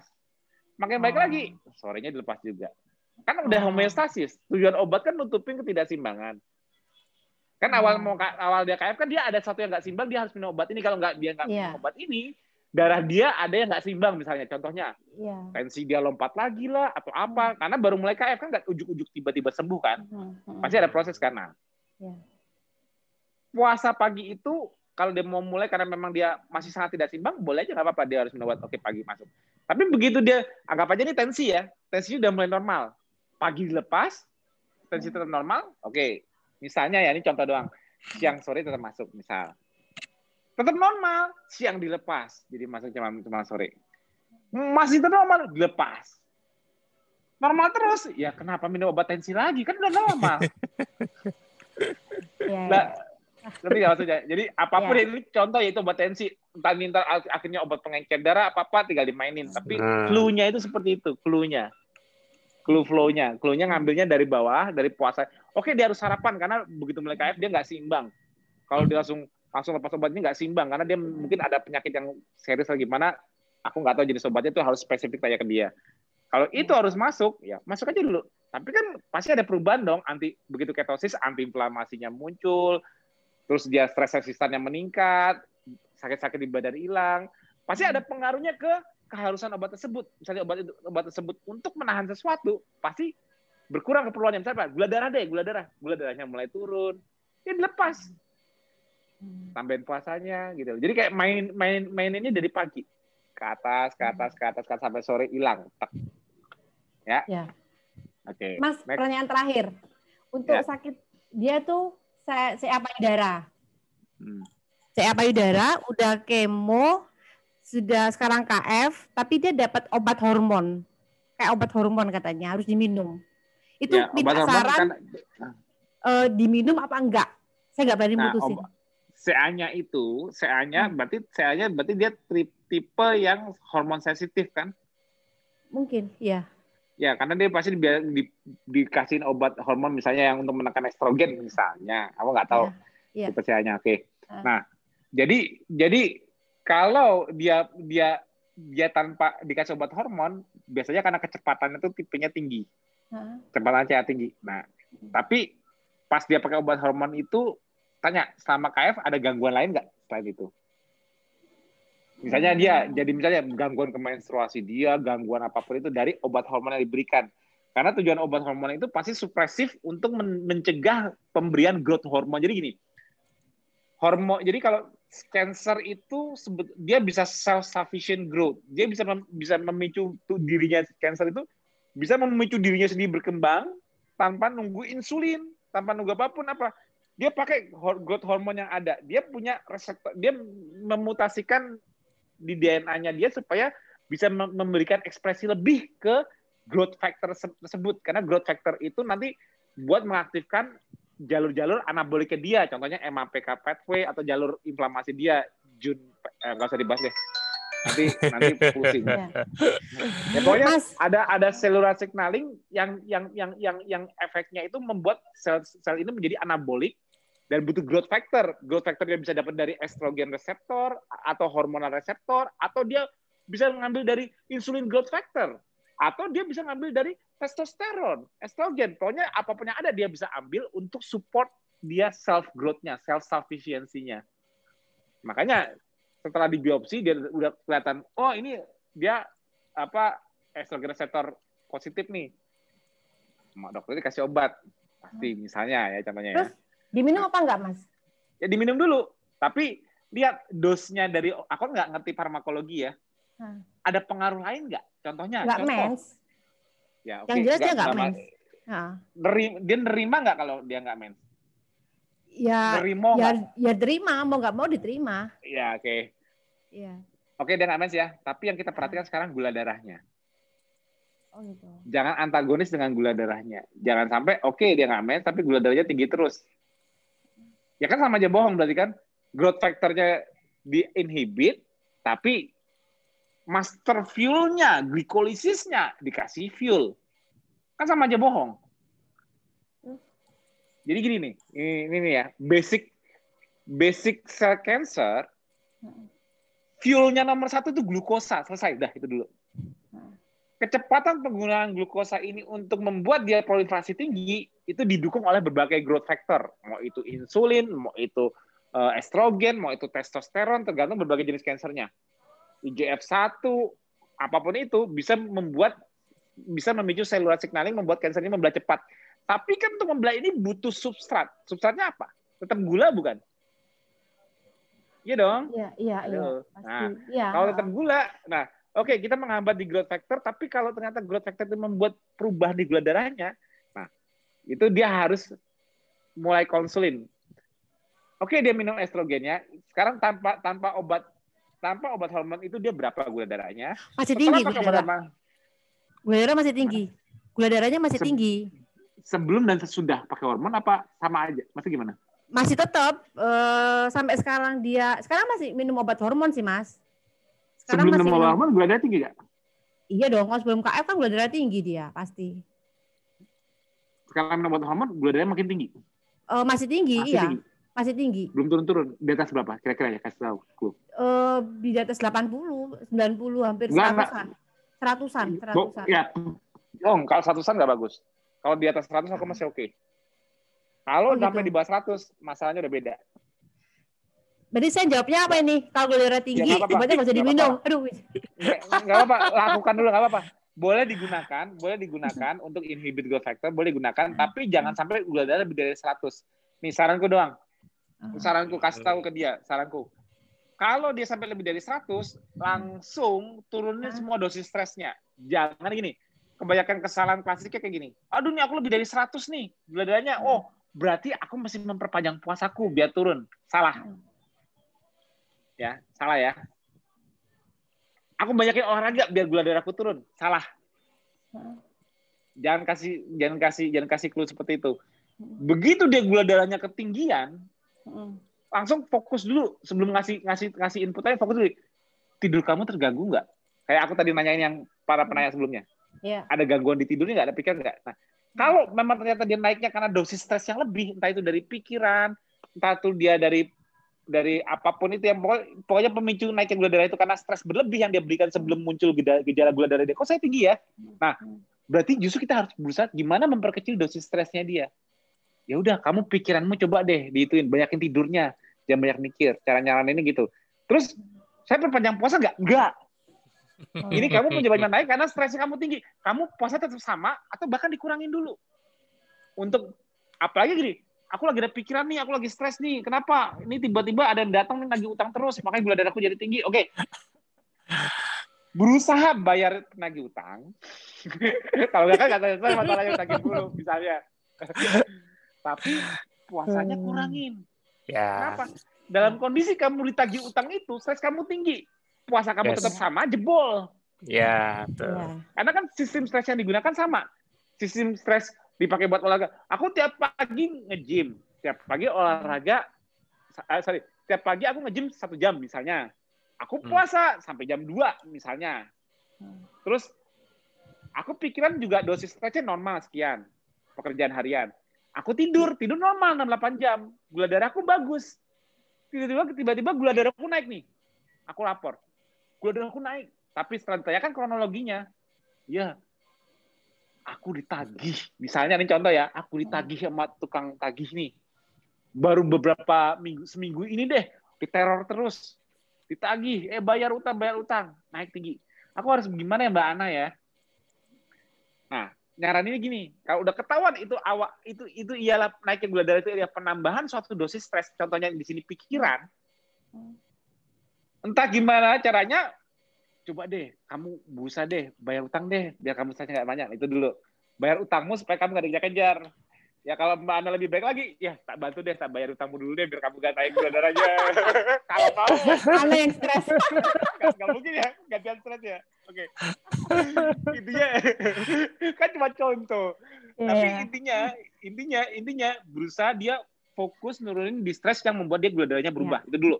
Nah, tapi selama melakukan ini, kalau dia belum tentu mampu menurunkan apapun masalah duniawi dia mempengaruhi pikiran itu, langsung buru-buru kurangin yang lainnya dulu. Oke, kamu puasanya tadi jam 2, jam 12 saja deh. Kamu tadi olahraga, nggak usah olahraga dulu deh. Kenapa? Karena kalau kamu masih ngasih stres olahraga, kamu masih stres puasa, tapi kamu nambahin suatu stres yang kamu ini susah lepas, itu domino efeknya lebih cepat membuat dia nggak bisa tidur nanti. Akhirnya dia makin parah, dia sakit. Nah, jadi kalau kita menemukan satu hal yang membuat dia stres berlebih antara 3 sisi ini, pikiran, olahraga, dan puasa, yang nggak bisa dikontrol duluan biasanya pikiran ya, ini masa pikiran ya. Yang ini dikurangin dulu agar nggak memburu-buru, tidak menyebabkan dia luber. Mas, boleh saya rangkum ya? Kalau gula darahnya tinggi di atas 100 misalnya, itu ada masalah. Itu pasti stres itu kan perbaiki tidurnya, saya bilang ya. Yang kedua, kurangi dosis stresnya. Dosis stres. Selain stres dikurangi, dosis obatnya gimana? Obat. Ya enggak lah, kalau nggak usah diminum, dikurangin. Kalau di atas 100-nya itu bukan karena obat, ya kenapa obatnya dikurangi? Oh. Ya kan waktu dia pakai obat kemarin dia di bawah 100, nggak bisa di bawah 80, tapi dia nggak lebih dari 100 kan? Nah, kalau tiba-tiba lebih dari 100, berarti ada faktor lain dong. Faktor lain. Oh ya, oke. Berarti ya. Saya coba dulu minum obatnya dikurangi, cek gula darah. Kalau gula darahnya memang pengaruh obat, berarti obatnya yang salah. Dikurangi dosisnya. Dosisnya. Kalau memang nggak ada faktor stres lainnya, tapi gula darahnya malah naik, coba dosisnya kurangin dulu. Pengaruh nggak ke gula darahnya? Jadi kayak tarik ulur. Oke. Ya Mas. Ya makasih. Moga-moga bisa. Deg-deg Pak. Aduh, ya Mas, makasih.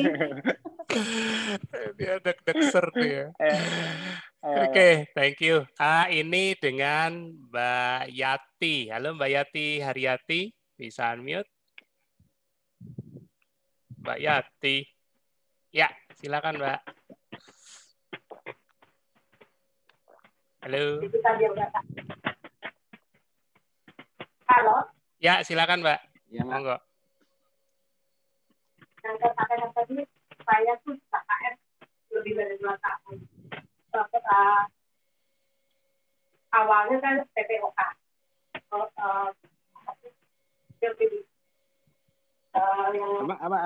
Apa Mas Budi? PPOK bisa dijelaskan Mbak apa Mbak?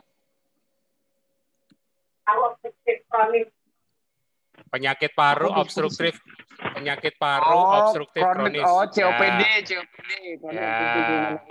Oke. COPD ya. Soalnya kok masih putus-putus kenapa ya? Ya, ini beliau Mbak Yati mau nyoba dari ya? ini. Ya. Oh iya betul. Aku pikir aku yang dari sini. Mbak Yati suaranya kurang bagus nih. Sebentar. Coba. Aku juga. Nggak masuk Mbak Yati. Ya, oke, silakan. Suaranya terdengar? Terdengar suara saya? Ya, kedengar. Ya, tapi masih agak gaung gitu, nggak apa-apa deh. Jadi,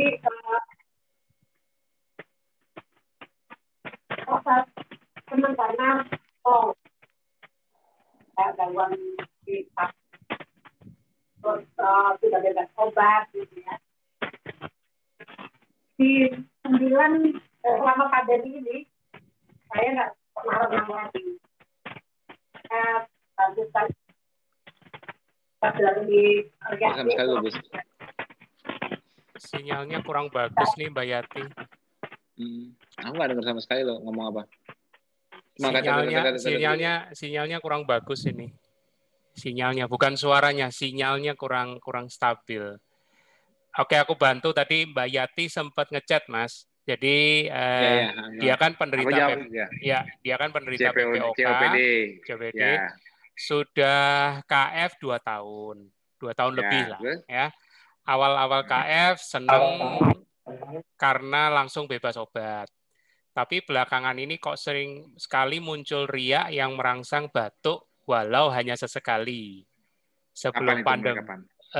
Belakangan ini. Belakangan itu berapa lama? Mungkin Mbak Yati nanti bisa kasih datanya ya lewat chat ya. Belakangan ini itu seminggu atau sebulan. Nanti tolong di chat. Yang mulai keluar riak itu. Ya.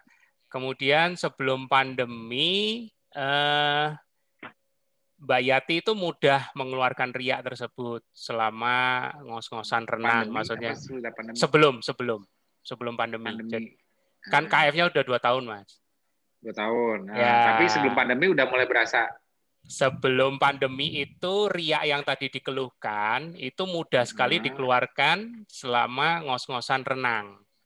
Ya, terus kalau sekarang? Tapi karena ini pandemi kan nggak renang. Nah, riak ini sering ngumpul lagi dan merangsang batuk sehingga beberapa kali kembali berobat. Jujur olahraga lain itu dia nggak terlalu suka, mungkin nggak terlalu. Apa hanya itu penyebabnya? Terus seminggu ini sudah memperbaiki masalah tidur, nggak ada masalah dengan makan kecuali kadang-kadang makan tempe berlebih atau kacang. Oke. Nggak. Maksudnya setelah perbaiki tidur ada efek apa? GDP sebulan ini tidak pernah di bawah 80, selalu lebih. BB selama pandemi naik 8 kilo. Banyak banget, 8 kilo. Ya, kurang bisa lebih tinggi banget. Naiknya 8 kilo sama pandemi. Tapi ini maksudnya perubahan dari setelah tidur dibagusnya ada nggak? Belum juga sih, karena ini juga setelah memperbaiki masalah tidur, malah sekarang ini saya malah pakai antibiotik karena riaknya banyak sekali. Setelah banyak tidur, ya. Sudah diperbaiki tidurnya, tapi belum beres. Malah sekarang pakai antibiotik, Mas, untuk bantu riaknya itu tadi. Riak ya, keluarnya banyak, maksudnya. Keluarnya banyak ya, Mbak Yati ya? Banyak, dan bahkan malah kalau bangun tidur tuh melernya sampai banjir gitu loh. Langsung. Tapi aku feelingnya simpatik returnnya masih tinggi ya. Maksudnya kayak ya itu salah satunya ya memang kayak gitu. Jadi maksudnya dia kayak ya soalnya ini kan nggak diawali kondisi lebih pules tidurnya dulu, diawali lebih fit nggak sebelum muncul gejala ini? Pertamanya memang saya tidurnya kurang baik. Ya, berarti bukan HC. Berarti bukan HC ini. Ya nggak apa-apa. Ya, aku masih nggak kedengeran suaranya. Tapi gini aja, gini aku udah mulai dapat nih clue-nya. Jadi intinya, oke, tetap lanjutin tidur bagusnya, perbanyak dulu tidurnya. Jadi biarkan aja nih sekarang tambah keluar banyak, biar aja dulu kita lihat. Ini kan kayaknya sih baru ini kan, tapi terusin. Jadi kan kemarin kan tidur jelek nih. Ini kan baru memperbaiki. Pas diperbaiki kan jadi keluarnya jadi banyak nih tidurnya. Terusin aja. Terusin. Ya insya Allah ini malah bersihin, memperbaiki. Jadi memang mengganggu. Nah, yang aku khawatirkan kemarin itu takutnya problemnya balik lagi gara-gara tidurnya kurang. Tapi kan sekarang tidur udah dibagusin nih. Tapi jadi kayak rebound-nya, kayak keluar lebih banyak. Terusin. Nanti kita lihat. Harusnya itu selesai. Tapi dengan catatan tidurnya bagus terus atau ditambah dulu deh. Jadi dibikin mudah-mudahan nanti begitu tidur makin bagus, tadi sekarang keluar banyak, selesai dan nggak keluar lagi. Bisa jadi. Makanya tetap lanjutkan tidur bagus, tetap gini kayak seperti pesanku di awal. Kalau sedang ada gejala yang ini kok bisa terus ya. Kalau ada gejala yang diperlebar itu jendela recovery. Ini kan sekarang bahkan ada keluhan nih, gejalaku ialah riak. Gimana ini cepat sembuh? Gimana cepat selesai? Nah, Mbak jangan berpikir di memanjangkan puasa, jangan berpikir di menambah olahraga. Justru apa? Kalau ini mau sembuh berarti kan butuh recovery. Recovery ya. Kapan di dalam 24 jam recovery kita terjadi? Saat tidur. Oh, berarti kalau aku mau makin cepat ini, aku perpanjang dulu, perlebar tidurnya. Tadinya cuma 6-8 jam, jadiin 10-12 jam seperti saranku tadi. Ini baru mengembalikan 6-8 jam aja udah kayak gini. 10-12 jam mungkin agak intens lagi dulu. Tapi insya Allah itu justru malah mempercepat tuntasnya. Sehingga tidak muncul lagi. Cobain. Nanti nggak maksudku. Paham ya? Mas Budi, paham kan? Paham Mas. Ya, sekarang justru biarkan keluar banyak, malah tambahin lagi tidurnya. Tadi yang mungkin aku nggak tahu nih berapa nih nambahin, udah memperbaiki itu jadi 6-8 jam mungkin. Sekarang tambahin lagi sampai 10-12 jam. Kalau masih tambah intens, biarin dulu. Yang penting tidurnya bagus. Nah, lihat nanti berapa lama recovery-nya. Harusnya selesai. Lapor progresnya ke aku. Ya kan? Ada nomor WA aku juga kan? Nah, ya. Nanti sekalian betul, ya, nanti sekalian konsul antibiotiknya gimana supaya nggak galau. Ya, sementara nggak apa-apa, asal nggak mual ya, asal nggak ada antibiotik kok jadi mual-mual. Nah, itu dosisnya kurangin. Kalau malah mengganggu, malah buat inflamasi di pencernaan, nanti malah ganggu tidurnya, malah antagonis. Tapi kalau memang dosisnya tepat dan dia tidak berlebihan dan itu memang membantu keluarnya, ya nggak apa-apa. Tapi yang aku khawatirkan kalau sampai udah inflamasi di lambung, itu yang nggak bagus. Itu antara dikurangin atau dilepas dulu. Jadi gunakan terapeutiknya tidur aja. Kalau memang terjadi, kalau enggak ya nggak masalah. Oke, nanti Mbak Yati akan lanjutin lewat Mas Budi bisa ganti kartu sebentar nggak? Aku mau ke toilet. Siap, Mas. Oh, nggak apa-apa, dibuka aja Mas Budi jawab dulu atau kembali jawab juga. Aku sebentar ke toilet. Aku jadi yang ini. Jadi ya teman-teman, kalau masih ada pertanyaan, sebenarnya tinggal satu pertanyaan di email sih. Nanti aku mungkin bacakan untuk Mas Tio.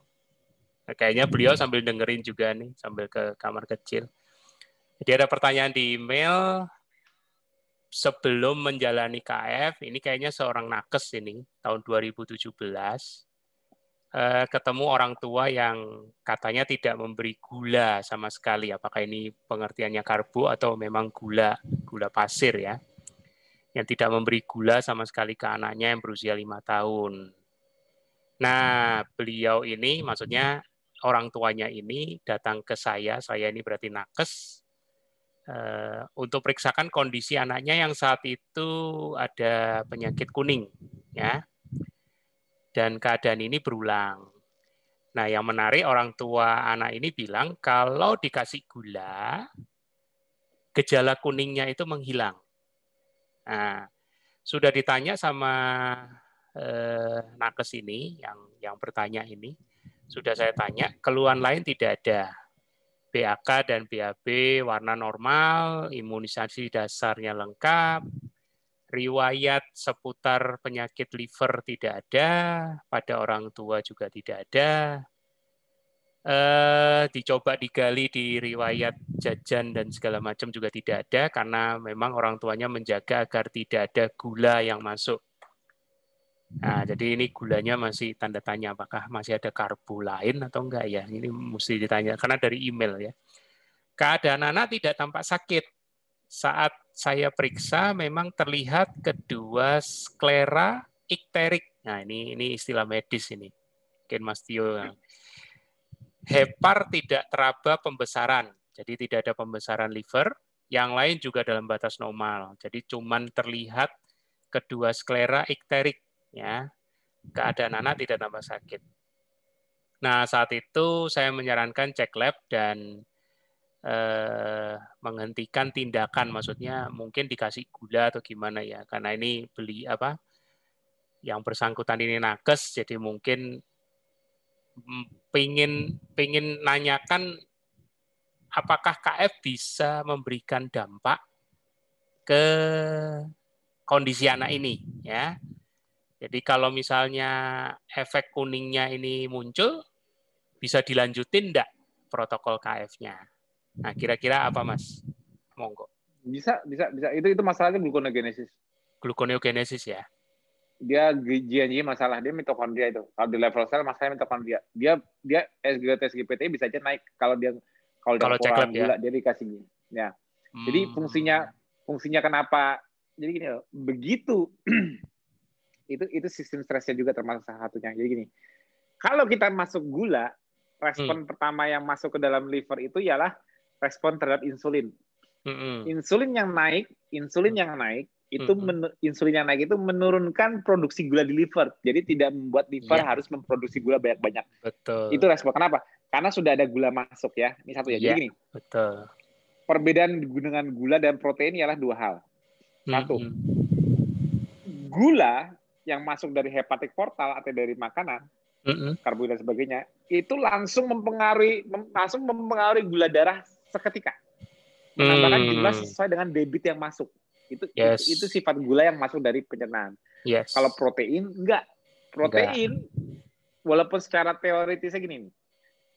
Mas, kalau protein itu kan 50-80% bisa jadi gula betul. karena bersifat glukogenik. Jadi glukogenik. Jadi dari 100 gram protein itu si glukogenik yang bisa menjadi glukogenik, bisa jadi gula. Bisa kalau dipakai jadi gula itu sekitar 50-80%. Berbagai jurnal macam-macam beda. Jadi anggap aja gini deh. Anggap aja setengahnya dari 100 gram protein punya kapasitas untuk jadi gula. Harusnya kalau aku makan 100 gram protein, 50 gram kan menambahkan di gula dong, Mas, harusnya. Realnya tidak seperti itu. Realnya kenapa? Karena realnya protein itu dikontrol by demand driven oleh kebutuhan oleh liver. Jadi liver bakal menggunakan langsung protein yang masuk dari makanan untuk pembuatan ATP dia. Di kondisi ketosis, yang ketogenik amino acid bisa bantu pembuatan keton atau asetat. Yang proteinnya bisa untuk menggantikan merefill protein turnover sebelum dia makan. Ya, turnover proteinnya langsung buat menggantikan protein turnovernya. Yang tadinya dia harus recycle, sekarang ada protein, dia langsung ambil proteinnya langsung. Baru sisanya yang dideaminasi, artinya nitrogennya dibuang, itu yang bisa jadi gula. Jadi malah bisa jadi 100 gram yang masuk itu nggak nyampe 10 gram, 12 gram yang jadi gula. Walaupun secara teoritisnya dia 50-80% bisa jadi gula, harusnya nambah gula. Tapi urutannya yang membedakan. Ya, ternyata gula yang dihasilkan dari deaminasi pelepasan nitrogen dari protein tersebut itu tidak benar-benar 50%-nya dari total protein dimasukkan. Itu jauh lebih sedikit. Kenapa? Karena dia harus menggantikan protein turnover, dia dipakai untuk ATP saat postprandial, di liver langsung di katabolisme, kecuali yang BCAA di bypass ke otot karena liver nggak punya enzimnya. Nah, gula yang dihasilkan ini pun tidak signifikan. Kenapa? Karena protein juga memicu insulin yang otomatis membuat gula yang dihasilkan pun menjadi glikogen untuk refill glikogen di otot atau bantu bikin glycerol 3-fosfat di sel lemak. Iya, betul. Nah, jadi protein itu tidak ujuk-ujuk menaikkan gula darah seperti gula itu sendiri. Ngerti nggak? Ya, tidak sederhana itu. Tidak sesederhana itu. Nah, tapi kalau ini kasus anak ini, kalau aku lihat, kalau dia dimasukin gula, gejalanya hilang, berarti dia problemnya di gluconeogenesis. Setiap dia dikasih gula, gluconeogenesis nggak perlu tinggi-tinggi. Berarti untuk melakukan gluconeogenesis, dia ada masalah. Kalau gluconeogenesis bermasalah, organel mana di dalam sel, aku ngetes Mas Budi nih, kalau yang lain organel mana di dalam sel yang berfungsi untuk mengeluarkan oksaloasetat sebagai sumber gluconeogenesis? Ayo. Aduh, ini ujian lah. Enggak organel mana? Kan kalau gluconeogenesis itu kan oksaloasetat. Organel. Iya, mitokondria. Ya, betul kan? Nah, berarti masalahnya sudah pasti di level mitokondrianya. Kenapa? Begitu dia di-push gula dari luar nggak ada gejala, berarti kan dia mengandalkan glikolisis dong. Ya dong. Betul. Merahnya situ kan glikolisis, insulin men-trigger supaya mitokondria tidak perlu mengeluarkan oksaloasetat lagi. Iya. Di situ gejala membaik. Iya. Berarti kalau dia nggak dikasih gula, dia harus ngeluarin oksaloasetat dari mitokondria lagi. Itu membuat misalnya ada gejala atau kenaikan AST/ALT-nya. Pada saat dia harus mendeaminasi lebih banyak nitrogen untuk dikeluarkan sebagai oksaloasetat, otomatis dia mengalami kenaikan ALT/AST misalnya, atau dia jadi kuning. Nah, berarti organel mana yang bermasalah? Mitokondria. Oke. Sekarang gini, udah ketemu akar di situ. Nah, kalau kita KF yang diperbaiki apanya, Mas? Mitokondrianya memang. Ya udah selesai. Bisa nggak? Bisa. Oke, berarti yang dia klaim tidak memberi gula sama sekali selama ini itu mungkin perlu digali ya. Cuman gulanya doang. Betul. Dan gula yang dimasukin itu kecepatannya lebih tinggi sehingga itu lebih cepat memicu insulin, lebih cepat menekan kebutuhan untuk membuat gula sendiri. Dan itu memperbaiki gejala, berarti mitokondria bermasalah. Selesai, ketemu langsung. Dari biomolekuler mah nggak ada, nggak kelihatan. Aduh, mendadak keringetan, Mas. Diuji begini. Ujian. Soalnya kalau aku lempar ke grup belum ada yang bisa nanya.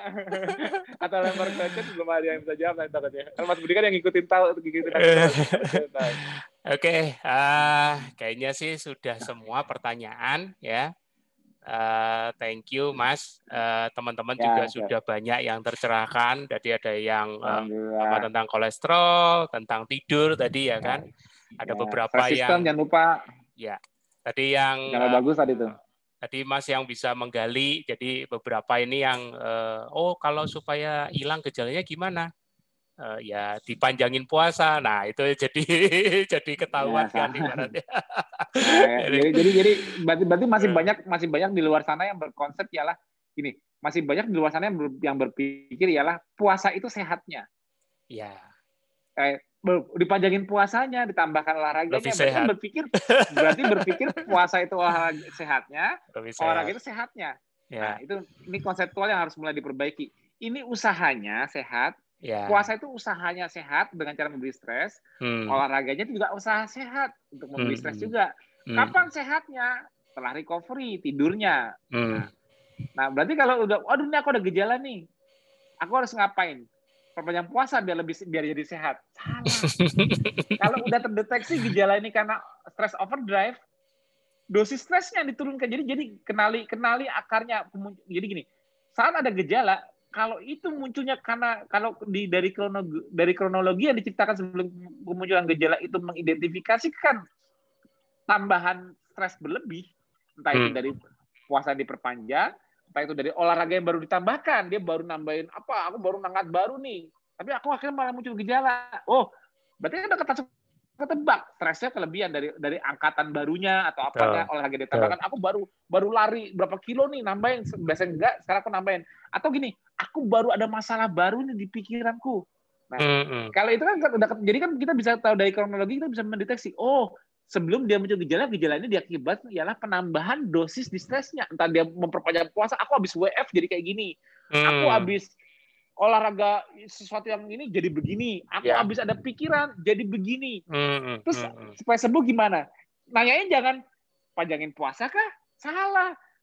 Tambahin olahraga lagi kah? Salah. Apa dipikirin terus masalahnya? Salah juga. Sumbernya dikecilin, jendela recovery-nya digedein. Itu caranya. Fisiologinya seperti itu. Jadi jangan jadi kan ini suatu konsep yang gaya hidupnya. Kalau aku jadi deg-degan, aku jadi gejala itu gara-gara aku menambahkan sesuatu dari unsur stresnya, ya berarti menyembuhkannya mengurangi jumlah stresnya dan memperlebar jendela risetnya. Cuman itu jawabannya, nggak jauh-jauh kemana-mana. Kalau nggak diberes-beresin, stresku akumulasi. Makin aku akumulasi stresnya, makin aku nggak bisa ngeriset ke depannya. Kenapa? Untuk ngeriset jadi susah. Kenapa? Untuk ngeriset aku butuh relax, tapi untuk relax pun aku susah. Kenapa? Karena stresku udah ketinggian. Caranya tahu stres udah ketinggian gimana? Kemampuan relax makin turun gimana? Contohnya gini, kemampuan relax makin turun kelihatan dari makan. Kenapa? Orang yang makannya bisa banyak, pasti dia relax. Yeah. Orang yang makannya nggak bisa banyak, dia nggak bisa relax. Iya. Orang yang tidurnya mudah, pasti dia relax. Orang yang tidurnya susah, pasti dia nggak bisa relax. Itu gampangnya awamnya buminya kayak gitu. Kalau mau lihat jalur-jalur autonomous nervous system-nya, kalau mau mumet, monggo. Tapi gampangnya kayak gitu, relax dan stres dah. Makin dia nggak bisa relax, makin dia nggak bisa makan. Makin dia nggak bisa relax, makin dia nggak bisa tidur. Nah, jadi sebelum makin severe, sebelum dia akhirnya nggak bisa relax sama sekali, akhirnya stres terus, akhirnya sampai ke otak, muncul anxiety dan sebagainya, itu udah telat. Itu udah kelamaan nggak diberes-beresin. Malah kalau udah sampai ke psikologi yang kena, itu udah kecil banget stres resistannya sampai dia bisa berubah kepribadian mungkin. Jadi tadinya nggak pernah takut, kok sekarang gue bawaannya takut terus ya.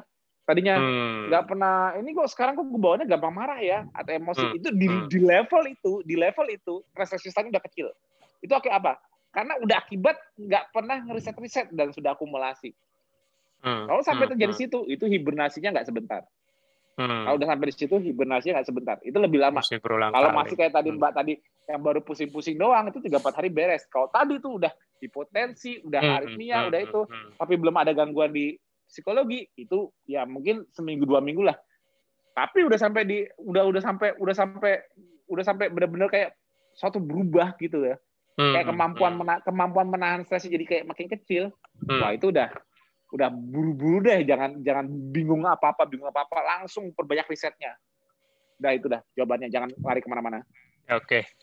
Thank you Mas Tio. Teman-teman, ini TFH terakhir kita di tahun 2020. Kita akan jumpa lagi di tahun depan. Ya, Mas Tio sama aku juga akan mengucapin tahun baru ya 2021 ya. Kita akan jumpa lagi di, tentunya Mas Tio akan terus support TFH dan mungkin SFH terus ya Mas ya. Ya, insya Allah. Kita nanti ngatur konsep lagi Mas Budi ya untuk tahun depan ya.